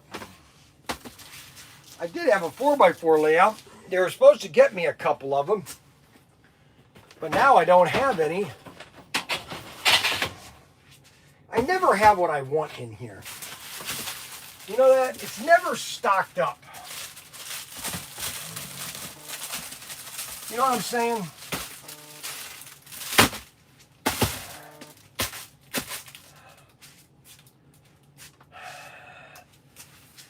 I wanted to show you off the 4x4 layout. We still have the California Cruising too. We have so many sets. Here I will show you the number 1 set that we have right now. Okay, the number 1 set we have right now. Okay. And the reason this is the number 1, and this is a great starter set. You know, there are a lot of people out there that might be retired. They don't have a lot of room. Hello, Bryan. How are you doing? I'm doing very good, Anthony. I had a rough morning. Okay, it was rough this morning. But I'm finally now back into my normal mode. I don't know what to tell you. I should have done this a long time ago, but I'm not I don't want to go into it all. So this set right here, so if you're now just getting into slot cars or you don't know what to get into or you don't know what to buy, this is a great starter set, okay? And that would be this set right here. The 888 Raceway layout. And the reason being this is a popular set is because people really love both of the cars that are in it, which are classic 1960s Aurora, which is the Corvette and the Mustang, okay? And it's what you call a 888 Raceway, which gives you enough track, okay, to where you can have a nice, fun racetrack and have a lot of fun. An Abbey normal mood. That's right, Arbuckle. Had an Abbey normal mood. Abbey normal. And Abbey normal is kind of like from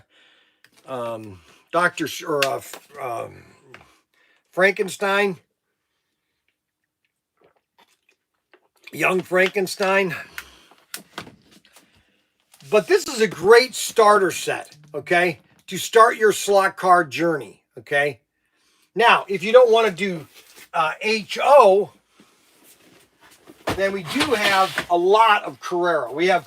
This is a great starter set right here. This is called the Carrera DTM Forever because it's a great figure 8 set, which you can expand it by doubling the layout by just buying the expansion track, okay? This is a great expanded layout set. This is really a phenomenal set. This is a great starter set, okay, of Carrera.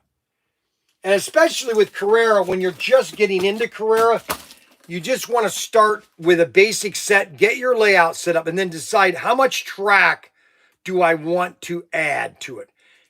Okay, that's the other key. How much track do I want to add to the layout? Okay, and that's the important part about it.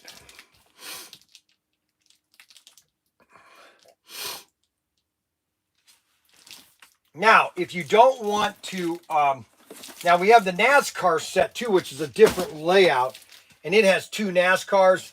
These are generic NASCARs because they can't really get the real NASCAR license. I mean, they have they got NASCAR here, but these are just one car because the problem with NASCAR is if you don't like Hendricks, if you don't like Hendricks Racing, you're not going to buy this set. That's all there is to it. I've been down this back in 1996 when we came out with the Jeff Gordon set with SCX. Okay, if you don't like Hendricks, you won't buy these cars. Which, you know, that's just the way it is. Now, we do have the Carrera Digital, which these are the Carrera Digital Race to Victory sets. Now, this is this is 26 feet of track. This is your ultimate Carrera Digital set. Right here is the Race to Victory set. We have the Race to Victory and GT Race Battle. Both of these are both kind of the same kind of set. Race to Victory and GT Racing Battle. These are digital, so you can run up to 6 cars on your digital track, okay? And those are brand new.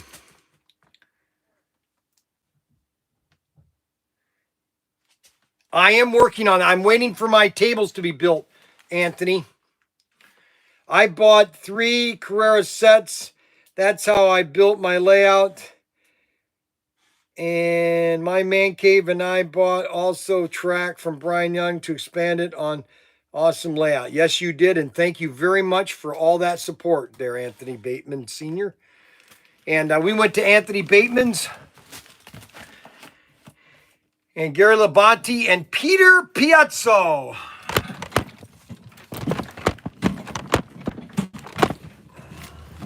Oh my gosh. So those are the sets that we have. That's how you build your collection, basically. That's how you start your slot car journey, okay? Because it's all about a journey. It's the same thing with all of our toy guns. See, here's the reason why I'm always going to be selling slot cars, and where we're always going to be selling toy guns, and why I'm always going to be selling toy guns, slot cars, is because I'm the only one that has a passion to retail them. Okay, a lot of other people have a passion, but it's more their personal passion, and they don't have a passion for retail.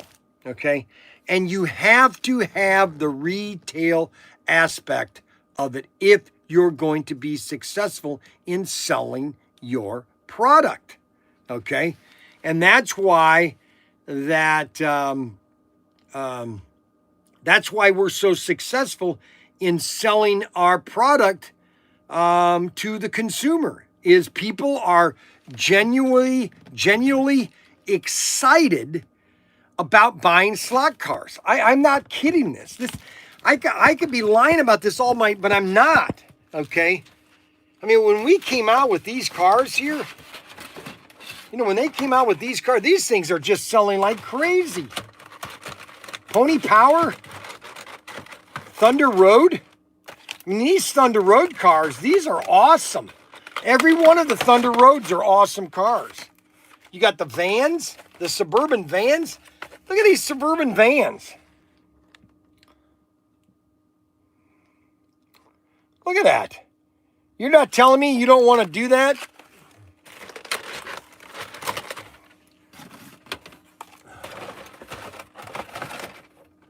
You know, it's not like I'm doing this for, It's not like I'm doing this for my health. You know what I'm saying? What happened now? You got me 2 blue ones. No, that's not true. Well, then these are all wrong in here. They need to figure out what this... Here, I don't want this. Oh, okay. I mean, come on, man. It's Daniel's fault. Then we got these Ratfink vehicles. I'll tell you, every one of these cars are going to sell out, and everybody's going to want to know, hey, Brian, do you have the JDM cars? Do you have these trucks right here? And I'm going to say, no, I'm sold out. I'm sorry.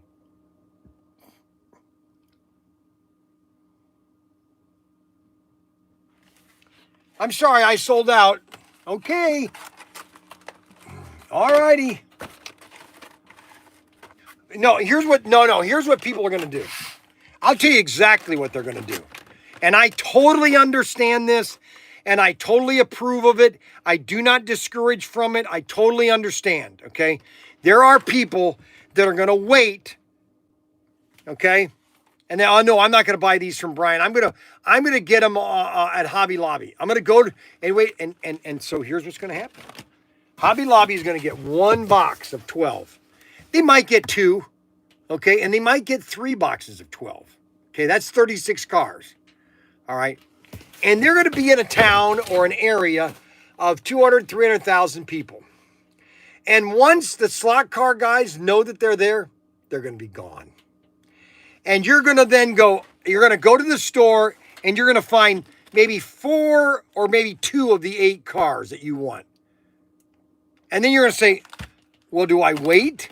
Do I constantly wait? Or do I just go to Bryan and say, Bryan, I want to buy all 8 cars. Can I have a deal on all 8? And I'll say, sure, I'll give you a deal on it. You buy all 8, I'll give you a deal right now if you buy all 8. That's how easy it is to buy from me, okay?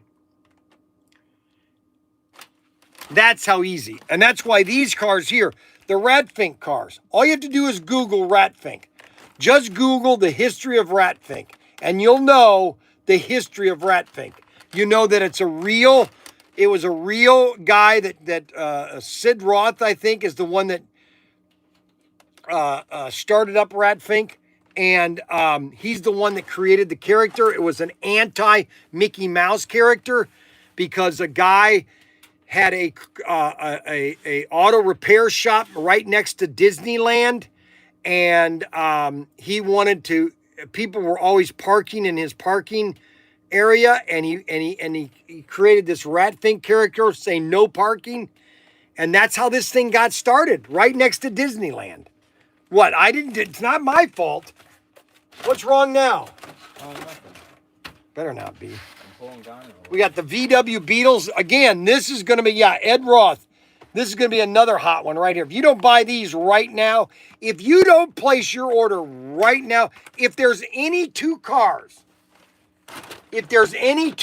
of all the new cars that I would buy right now, all right, I'll tell you. I don't want you to get mad at me, but I don't want to be told that I'm an idiot. So if there's any 2 cars that you want to buy right now that are going to sell out within 30 days, the El Camino and the VW Beetle. You better get these on order, and you better get them on order right now. You better order them right this second, U&M. I'm telling you, you should buy at least one of these 2, U&M. I know you're not buying slot cars anymore, but I think you should buy at least one of these.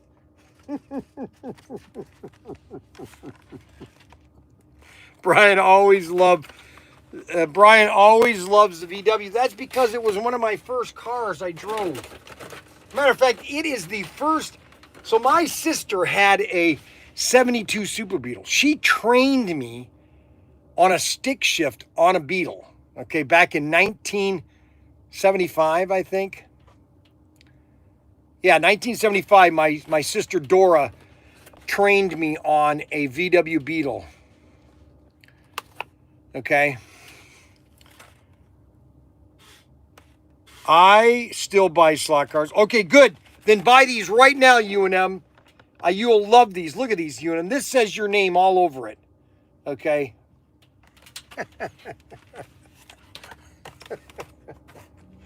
Okay.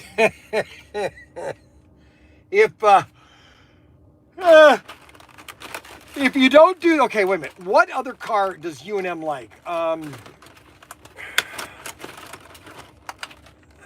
You know what? Which car is his favorite? Oh, it's this. If it's going to be anything, it'd be this one here. This is what he should get. He should get these right here, because these are UNM's favorite car right here.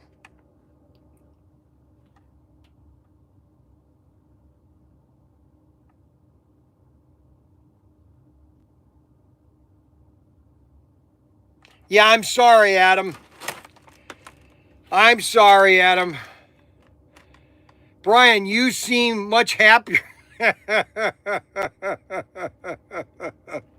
That's not nice, Adam. That's not nice. Yeah, Adam got baptized this weekend, which is really great. Now, I'm not the person, well, how should I put this? Baptism isn't going to save you per se. It is an outward appearance about your faith, and that you should take your faith more seriously if you're baptized. Okay? And I don't want to think that it's going to be okay, so something happened this weekend. Okay? And and I know this, you guys might not like this, but you know, I don't believe in coincidences, okay? So, and I don't want to go into detail, but I just want to go over just what happened this weekend. So, back in September of 2022, I finally said to God that, hey, listen, I need victory over this, or else it's just going to be, I'm just going to be there's not going to be any real commitment. I need a victory. And it happened since 2022. And then on Saturday, something happened that was so, I don't even know how to describe it. If I tried to describe it, you guys would not believe it. But I'm just telling you that if you know, there is a scripture that says we wrestle not against flesh and blood, but against principalities and wickedness in high places. Now, if you don't believe that, I totally understand. You haven't experienced it. But if you've experienced like I have over the last 56 years or 40 years, you'll totally understand it. And because it's happened to me about 4 times in my life. And this event that happened on Saturday, literally, I go, you got to be kidding, right? Are you sure this is what's supposed to happen? And it blew me away. That's all I'm going to say. So, anyways, this is UNM's favorite car, are the 1941 Willys Coupe.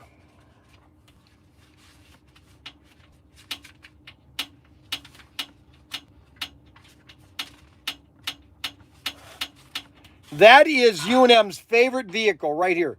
And these are beautiful cars, UNM. And I think UNM likes these better than he liked these. I don't think he liked these. UNM did not like these, okay? But he does like these. I think he would like these over these. Now, I could be wrong, but these are really nice, both really nice cars, okay? Really nice. Now, we could also go back and look at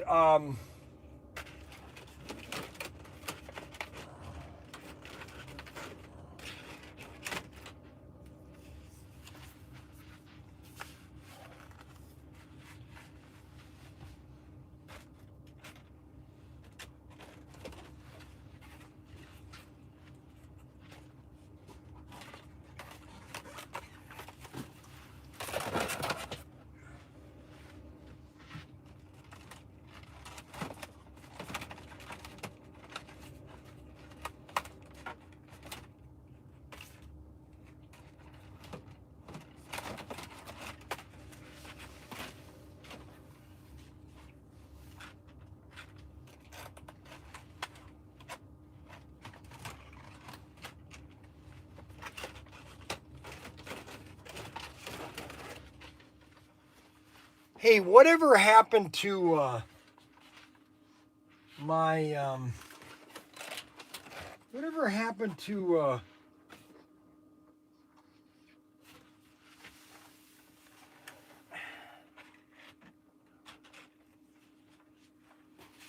what happened to 415? I don't have 415 here anymore.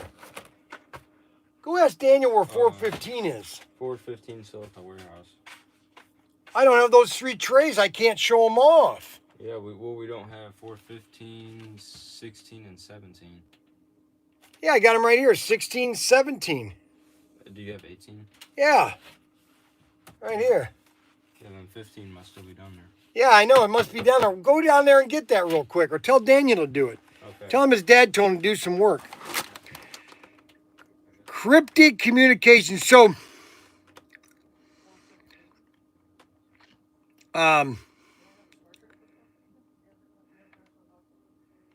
so here is an assortment of 3 cars.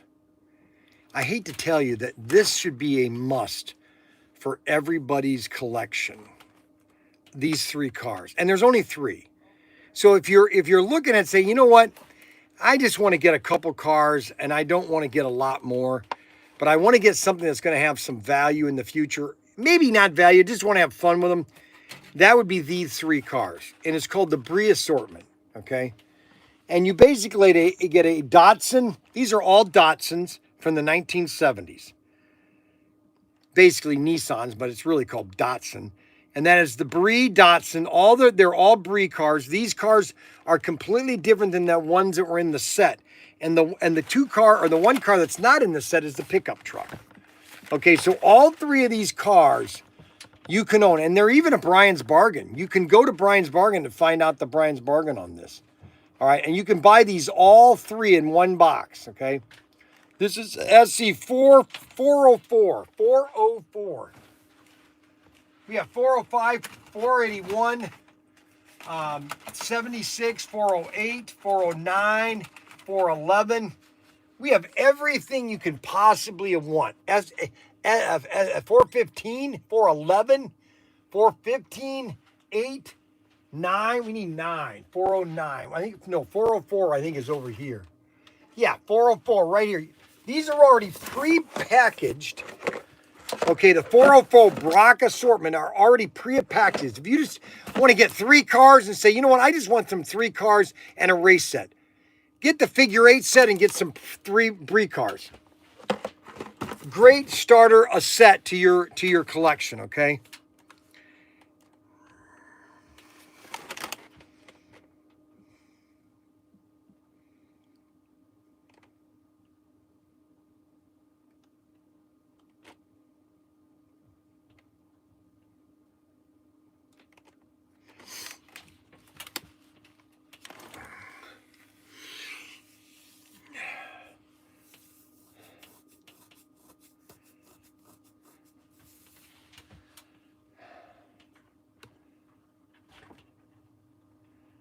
Well, we've had. Before you get freaked out by these new male cheerleaders of the Minnesota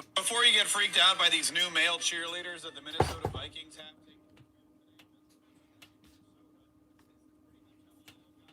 Case in point, the governor of Minnesota, Tim Walz. Which one of them did it better? You got this new male cheerleader from Minnesota, but then you've got the OG male cheerleader from Minnesota, Governor Tim Walz. I wonder if the Minnesota Vikings put tampons in the locker room. Before you get freaked out by these new. I would pay to meet you. You are so cool in the movie. Oh, I'm a piece of cake. You're awful. No, but is that realistic? I mean, was that even possible that anybody could be so sadistic and awful? Yes, it was. You have to kind of understand, Val, that we're sending these kids to Vietnam. What if I told you DHT isn't killing your hair? So, I'm sorry, I got distracted. So Arbuckle, I had an Arbuckle breakfast this morning. I did not have my donuts. I don't have my donuts. I'm not going to have anything until my lunch. And my lunch will be a Costco all beef hot dog. Now I do have the kosher hot dogs you can get at Costco. But I like the all beef hot dogs at Costco. And what I do with my hot dog, I do it very specially, okay? I slice it in half, and I put a slice of cheese right in the center. I put it in my grill oven or my broiler oven, and I get it so it's all browned up, almost burnt. And that cheese kind of soaks into the hot dog. Then I take a large slice of it. You can get it at Costco. It's called a large loaf of 12 grain whole wheat toast. The slices are about this big, and I cut all the crust off it. Okay. And then I put a slice of a ham or ketchup, and then a slice of mustard. Okay. And then I lay my hot dog in that, and I wrap it. And I'm telling you, that is the greatest lunch you could ever eat. The Stroke of Genius. That's right. And that's a great movie, too, A Stroke of Genius. I would say there's 2 great golf movies that I love. And I love the first one just because of the cinematography of how they filmed the greatest game ever played. Okay? Just because the way they portrayed the ball and the cinematography of the visions and the future and all that, it was probably my favorite. It's actually Julio Child's recipe. That's exactly right, Arbuckle. It's probably my favorite golf movie, but my other favorite golf movie, which is just as good, is The Stroke of Genius with Henry Caviezel, or whatever his name is, James Caviezel, about Bobby Jones, the history of Bobby Jones. Probably the greatest, just the way they filmed it, and just the tensions between all the golfers, and here is Bobby Jones, just an amateur, but he's just creaming all of these pros because they're taking money. Okay.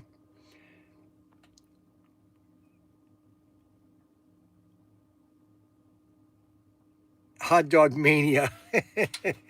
So I'm going to have a hot dog. Then I'm going to have a little stack of corn chips. And then I'm going to have an apple and a banana. Okay, an apple and banana. And then I'm going to have these little wafer chips for dessert. And then that's what I'm going to have for my lunch. Okay, I'm going to have that in about 45 minutes. And that's going to be my lunch. Now, the Stroke of Genius was probably, there's only 2 good movies. And that is The Stroke of Genius and The Greatest Game Ever Played. The Greatest Game Has Ever Played is really kind of amazing about this Lamont guy that just literally, he just, his father was a ditch digger in New York or Boston, and making the subway system, and and then he got his little buddy that helped him in the game. No, not Happy Gilmore is not even real. How can you even compare that to those 2 movies? Come on, Kevin W. Oh my gosh, give me a break. Happy Gilmore? Are you kidding me? Give me a joke. Happy Gilmore is a golf movie? Oh, guys. Oh, for the love of Mike.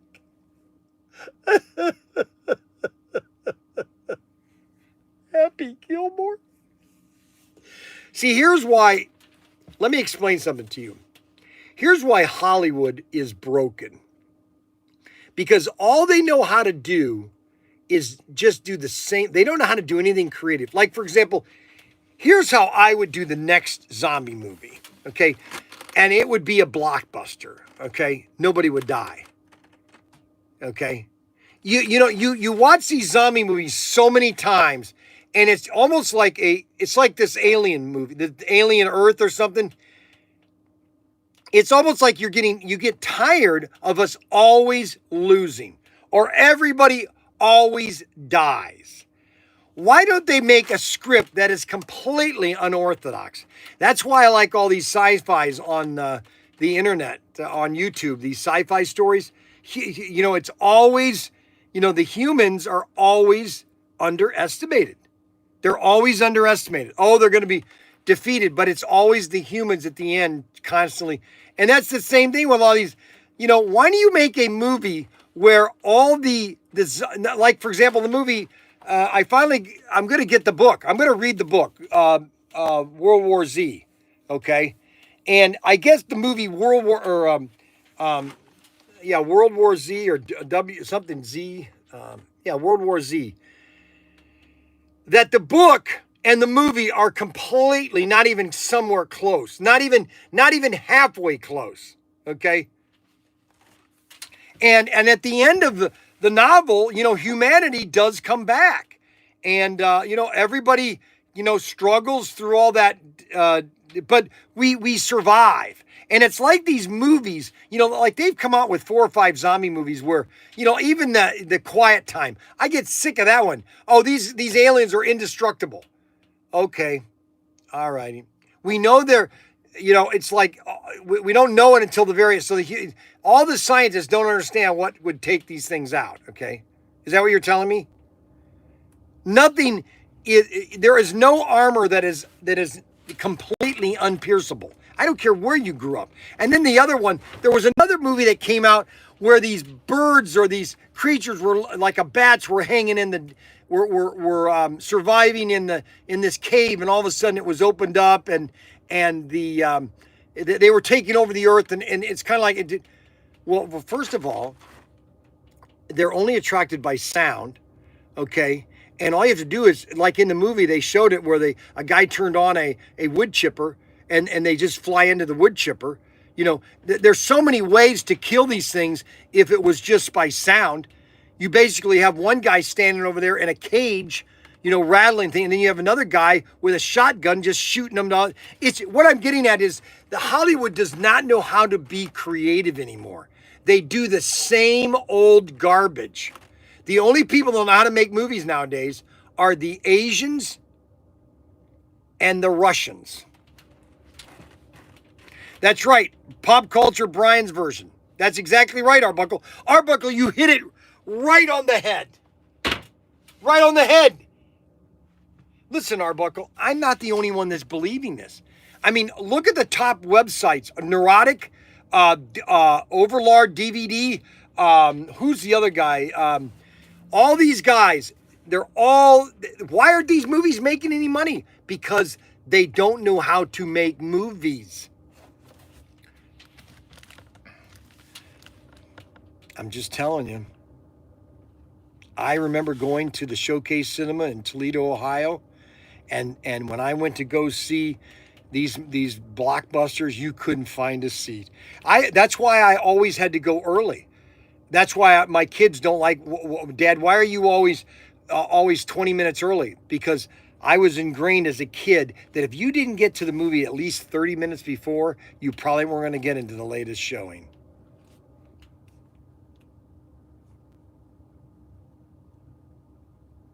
Yeah, North Korea has great programming, LOL. It's South Korea. South Korea, Japan makes some really good sci-fi. There's a new one coming out called Kraken with the Russians. Man, that looks really good. And even Norwegians make great sci-fi. And they made I don't know if you guys seen any of the troll movies. Oh my gosh, those are really good. But Hollywood in California, they're broke. They're literally broke. They literally are throwing money at nothing. And another big problem is you have all these sitcoms, and you literally now have to have 40 or 50 stars in your sitcom. How does that work in the way of finances? How is that you're now paying all these actors, and not only that, you're paying residuals. So after the show has been canceled, you have to pay them going on forever. It's unsustainable. It's like I was watching a video of in Idaho, or in Idaho, no, Utah. There's a giant fenced off area in Utah where there's like 20,000 Volkswagens that were called because of this stupid, requirement about diesel and everything, which basically, now these cars are just sitting. I'm just thinking to myself, how do you recover from that? Something does not add up. How does a company have to eat all that product, and eat that, okay, and they take it as a loss, okay, so they're not paying anything.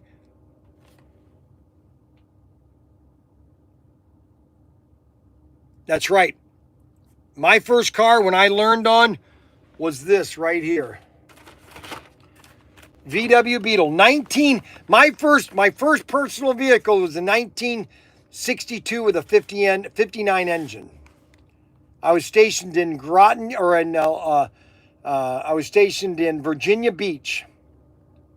Virginia Beach, 1979. I had it all through the year of 1979. Man, those were the days.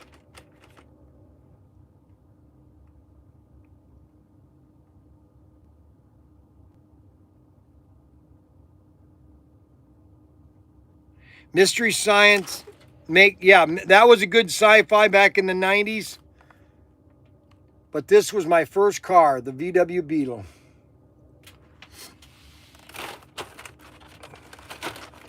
I took my kids, my grandkids, on Friday. We went to go see Shin Godzilla. And I'm thinking to myself,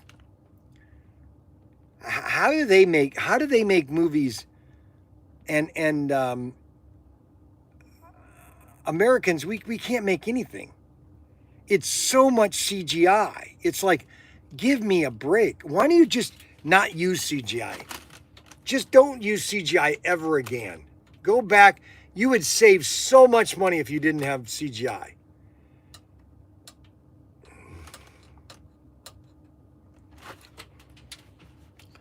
Don't even make anything with CGI. Get rid of CGI altogether.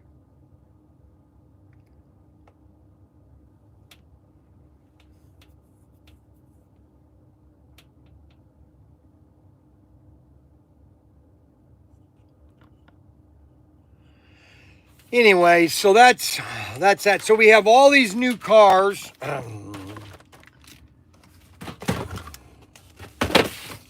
And this is the last assortment, which is the blacktop bruisers. Bruisters.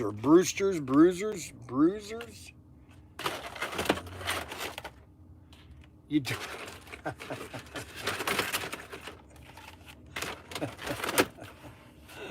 I got the last.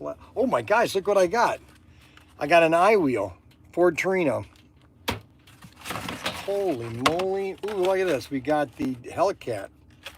Check that out.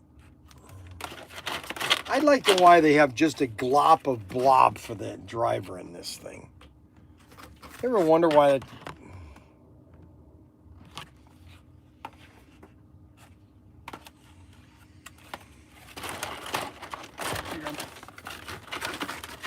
What? Those are those 8 cars. Here. What 8 cars? From 415. No, I don't want the 8 car. I want all of them. I don't have the trays here. Yeah, it's okay. We're not done with them. What do you mean? Unbelievable. Now here's an underrated car. I don't know why they don't make more of these cars.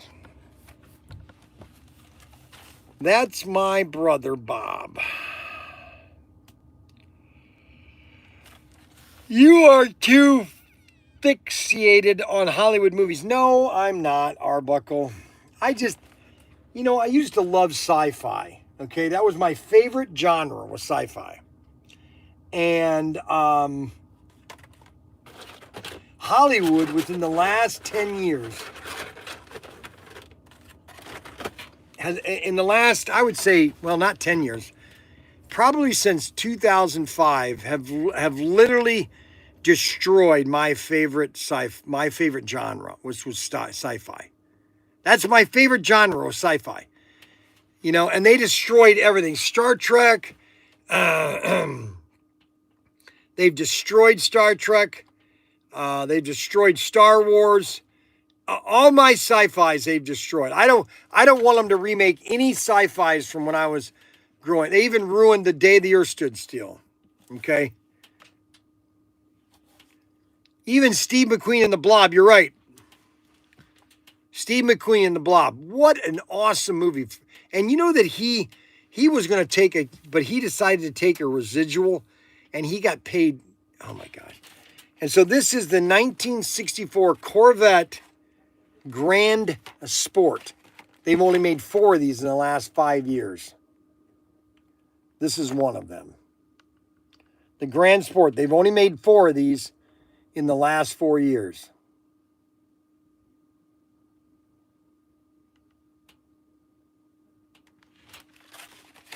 Only 4 of those. And the next car, now they've made a lot of these, about 5 of these. Well, actually they've only made 2 of those. And that is the Chaparral. People love this Chaparral.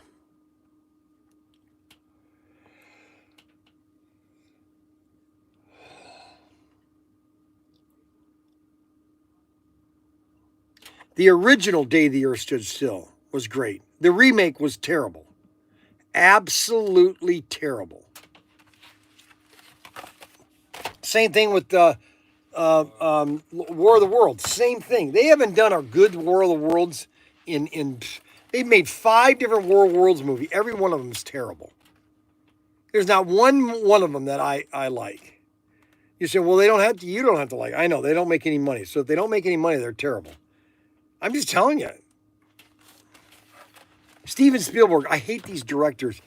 They always say, well, I never liked the movie, and so you're going to make the remake. Oh, that's a great idea. It's kind of like Star Trek. You know, oh, I never watched Star Trek or Star Wars. Oh, I never watched Star Trek.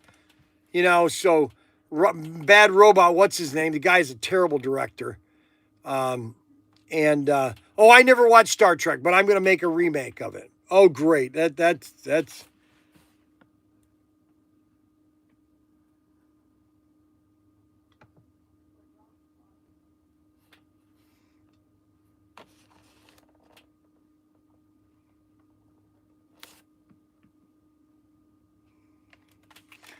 And the third car of the assortment is the 1966 Ford GTO. Ford GTO.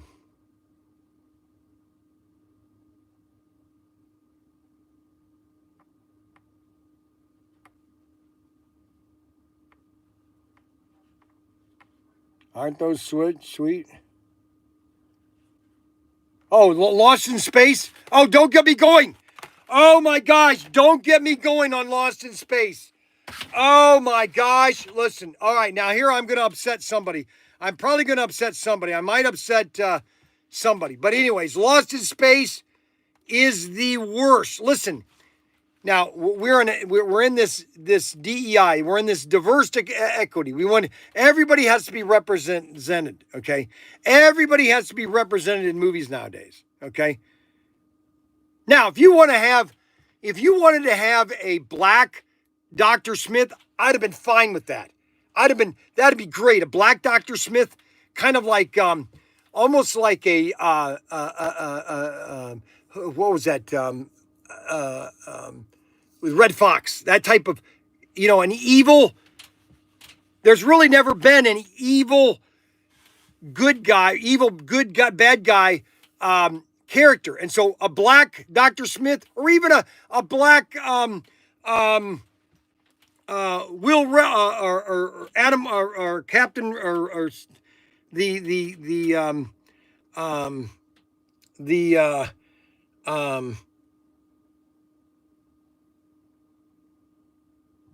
Will not Will anyways, the co-pilot. But it didn't have anything to do with the original storyline. It was a terrible spaceship, okay? Terrible plot line, just absolute garbage. Oh my gosh, I hated that. Oh my gosh. Oh, now you're getting me all upset. And then they had to, oh my God. Now here's another car, 1965 Shelby Cobra Daytona Coupe. Need to remake a 1966-7 GTO. They'll probably ruin it. No, they need to what GM needs to do is fire their current CEO. She is an absolute idiot. What they need to do is get away from this government dependency. I don't know if they're still in debt with the government. I don't know if the government is still involved with General Motors, but they need to just completely distance themselves from the government. They need to bring back at least the Pontiac division and Saturn. Those two departments need to completely come back. Saturn and Pontiac division. Okay, they need the Pontiac division back at General Motors. Okay, and General Motors needs to start coming out with cars again that people want to buy. And this is a prime example of a car that people would buy. 1965 Shelby Daytona Coupe.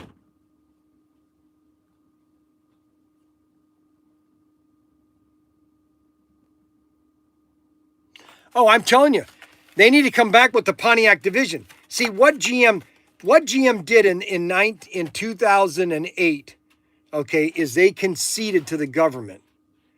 And the government basically told them what to do. They basically told them you need to do away with this because the government has no idea what it's doing. And they're not car makers, okay? All right.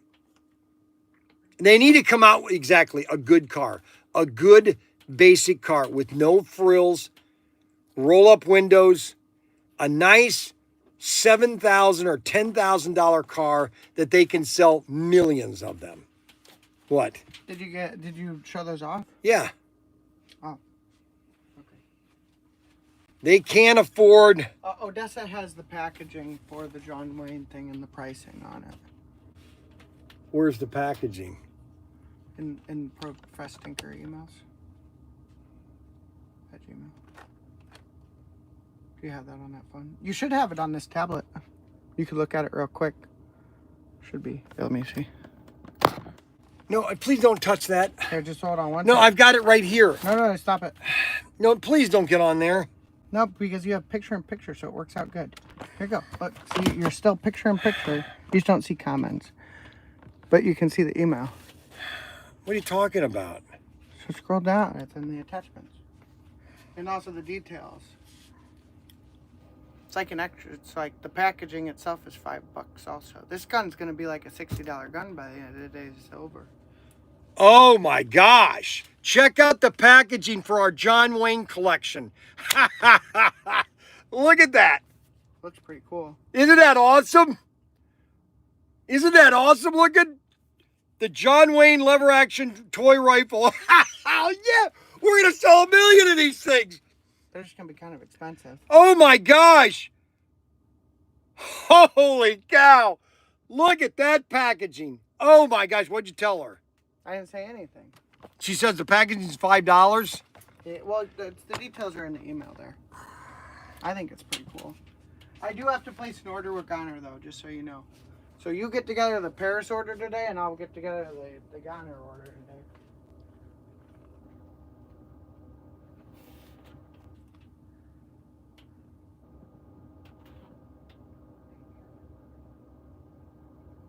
Oh my gosh, that's sweet looking. I cannot believe what that looks like. That's amazing.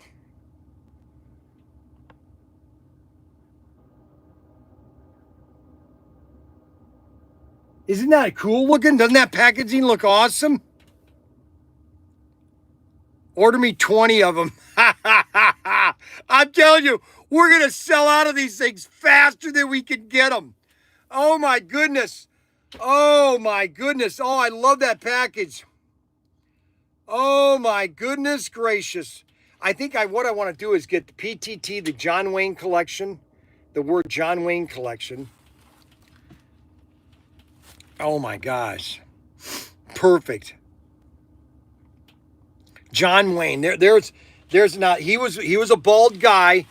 Matter of fact, he didn't mind too much if he was at home, he wouldn't wear his toupee. And you know what would be funny is if later in his life that he really didn't wear a toupee, that he kind of almost had that short, rough look, just have it like on a frizz on the sides and everything. You wonder how that would have played in his later movies, because he's always wore his hat anyways. And that's going to say John Wayne. The emblem will say John Wayne on it.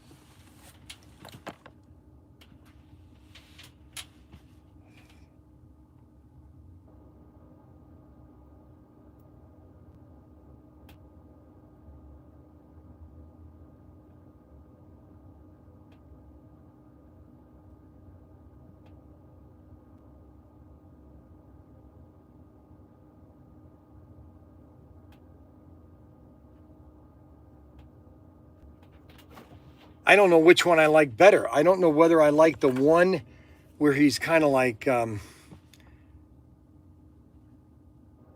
don't know whether I like this one better.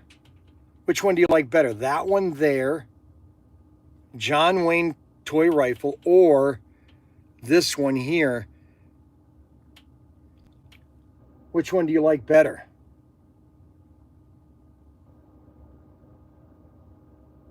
Marion Morrison. Now, obviously, John Wayne wasn't a perfect guy, but you know what? He was a gentleman. And everybody says that whenever he was in a movie, he was always just the greatest to be in a movie. Had a lot of class, had a lot of... the first one, you like the first one? I do too. I like the first one better too. I like this one the best. Right? Don't you think the first one, you like this one the best? With his logo on there. John Wayne Lover. Yeah, baby. Oh, this is going to be super popular, man. Oh, we're going to sell so many of these things. I can't believe it. Oh, my gosh. Holy moly. Oh, my gosh. Holy cow. Oh, that's all die cast? Oh, baby, is that going to be that's going to be a hit. Oh, first one. Everybody likes the first one. That's this one. Okay, guy, we're going to go with this packaging right here. We're going to send that to the John Wayne Foundation, and we'll see what they say. Okay, and plus I'm going to be doing an interview with Ethan Wayne. Oh, man, I can't talk to him. Because I want to talk to him about, because he had a movie, TV thing, eBay or a YouTube thing about him, his dad's boat, the wild, or the goose. He's just talking about, and I just want to talk to him, how it was growing up. Obviously he lost his dad at a young age. He was like almost like 14 or 15 because he died in 79. I think he would have been almost 17 or 18 years old when he lost his dad. So we're going to be interviewing the main interview is going to be, how was he in the movie Big Jake? Because that is one of my favorite movies of his, Big Jake. And so my whole interview is going to be him on his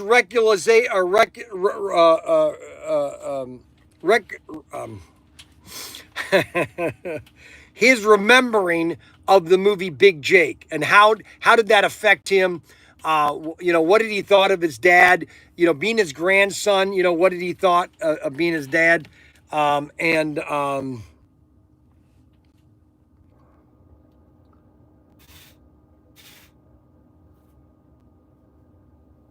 Oh my goodness, that is awesome. Everybody likes picture one.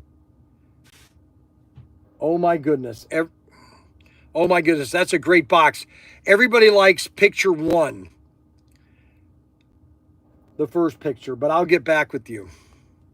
I'll send this over to the John Wayne Foundation and get their first response, okay? Thanks, bye. So once we get the okay with the John Wayne Foundation, we'll go from there, and we'll see how this thing all plays out. So we're planning on coming out with the John Wayne rifle. Man, that packaging looks so sweet. I love the yellow. I love the yellow, and I love the nostalgic kind of like black and white. It's kind of like that rusty, almost like it almost gives you a spaghetti western look. You've got John Wayne there. You know, he's sitting there going, now listen here, Pilgrim. Someone should belt you in the mouth, but I'm not. Okay, so Alfred Hitchcock, The Birds, the movie in the 1960s. Yes, another fine example. Any Alfred Hitchcock was classic television, okay? You couldn't make that nowadays, okay? Everything has to be too much gore. Even his movies, his last movie was a little bit recollection. Robert Fish, the word is recollection. What do you mean recollection?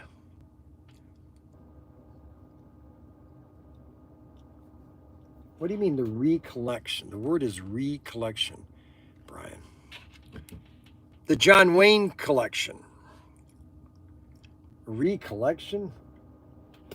Hey Siri, what's the definition of the recollection?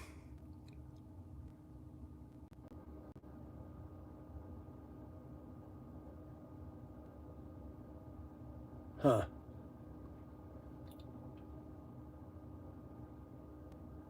Recollection. All right, so everybody likes the first one. That's the one we're going to go with, the first one.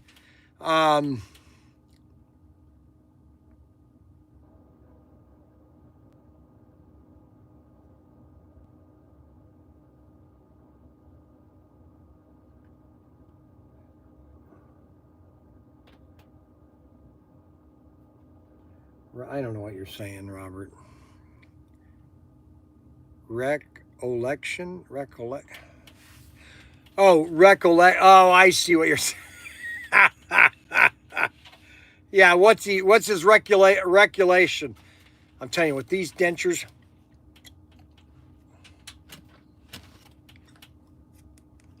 Recollection. That's it, recollection.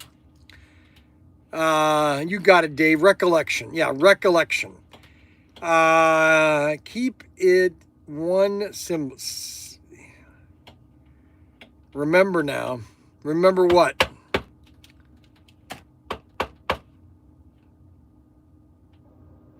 Man, I can't wait to come out with that. That's an awesome packaging. Holy moly.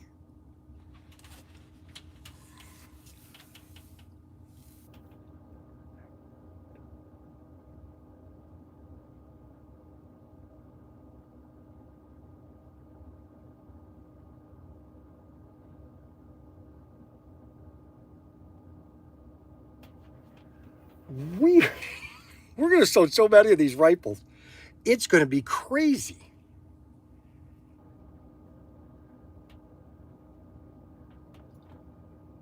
Good morning, everybody. Robert Fish, you just are now getting on the downside of the show. We're almost over today. Sorry, Robert. You want to watch the early show because the early show was a little bit point taken, Arbuckle. Let's see. Keep it to one syllable. Yes. John Wayne lever action. Toy rifle.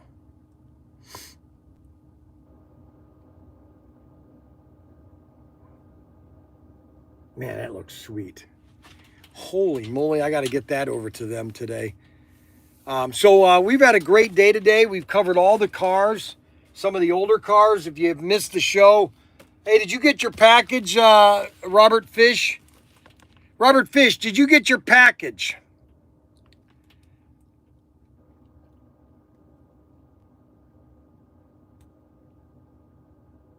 I don't do early so much. You used to. You used to do early all the time, Robert Fish. Bryan's running out of caps, sniffing too many. Yes, indeed. Now, what did you get in there, Robert? Oh, man, that smells. Holy cow. Yes, indeed. So did you get everything, Robert? Because I sent him not only the CUDA, but I sent him some other things to really, what's the terminology? I wanted to lay the cream on thick.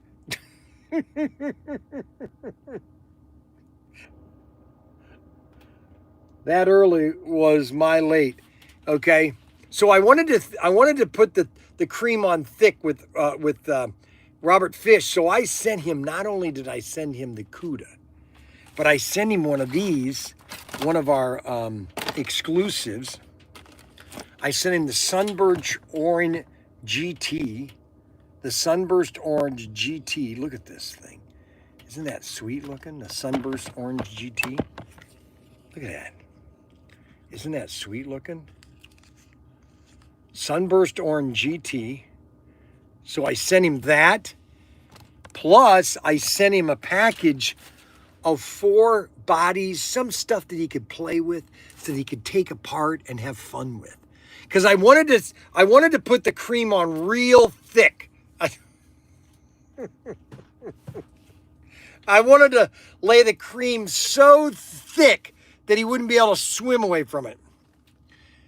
I need to catch up on the Grand Sports. Laid down the tartar sauce on the fish. That's right. I laid down the tartar sauce on the fish. Okay? Yes, and you should get your Grand Sports. Because these are great cars. If I would get two cars from that assortment, it's these cars right here. Look at these babies. I sure did get everything. A wonderful selection of good old goodies. Thank you so much. Well, you know what? Robert Fish, the man that sent me over 300 emails that were detailed. Okay, so there's only one other person that would get under my nerves. Now, Robert Fish knew how to get just under my skin to where it would be annoying but not unlivable, okay? And he would send me these emails every day, and I read them on Livestream every day, and I butchered them every day on the Livestream. Now, I mean, he could do that again, and I would start a collection again, because the collection was almost this thick of emails, okay? Bryan hooked me again.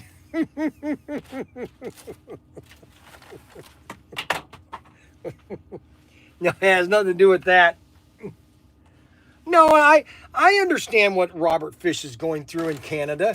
It's not easy in Canada right now.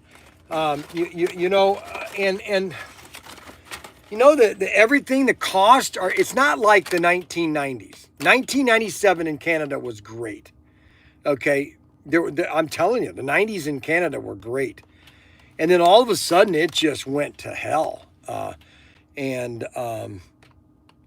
that's sad, you know, and that's really, it's not his fault. It's not Robert Fish's fault. It's his government's fault. And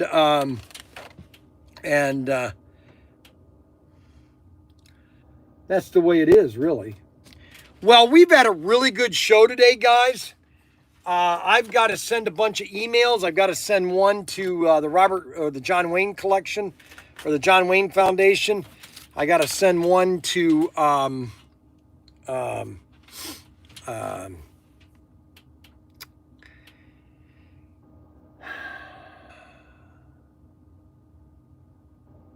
Recollection. That's right. Recollection. That's the word.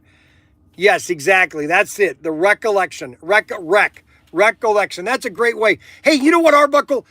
Oh my gosh. That would be a great dictionary. If Arbuckle would create a dictionary that basically does that with words. So you would, here is recollection. Here's the way it's spelled. Here's the way to pronounce it if you don't understand how to pronounce it. Recollection. Recollection. that would sell out. Oh my gosh, that would be a dictionary everybody would want to own. Well, I just want to tell everybody thank you for watching the live stream today. We're now going on 2.5 hours. Okay, I can only go so many hours, then I finally lose. I finally lose.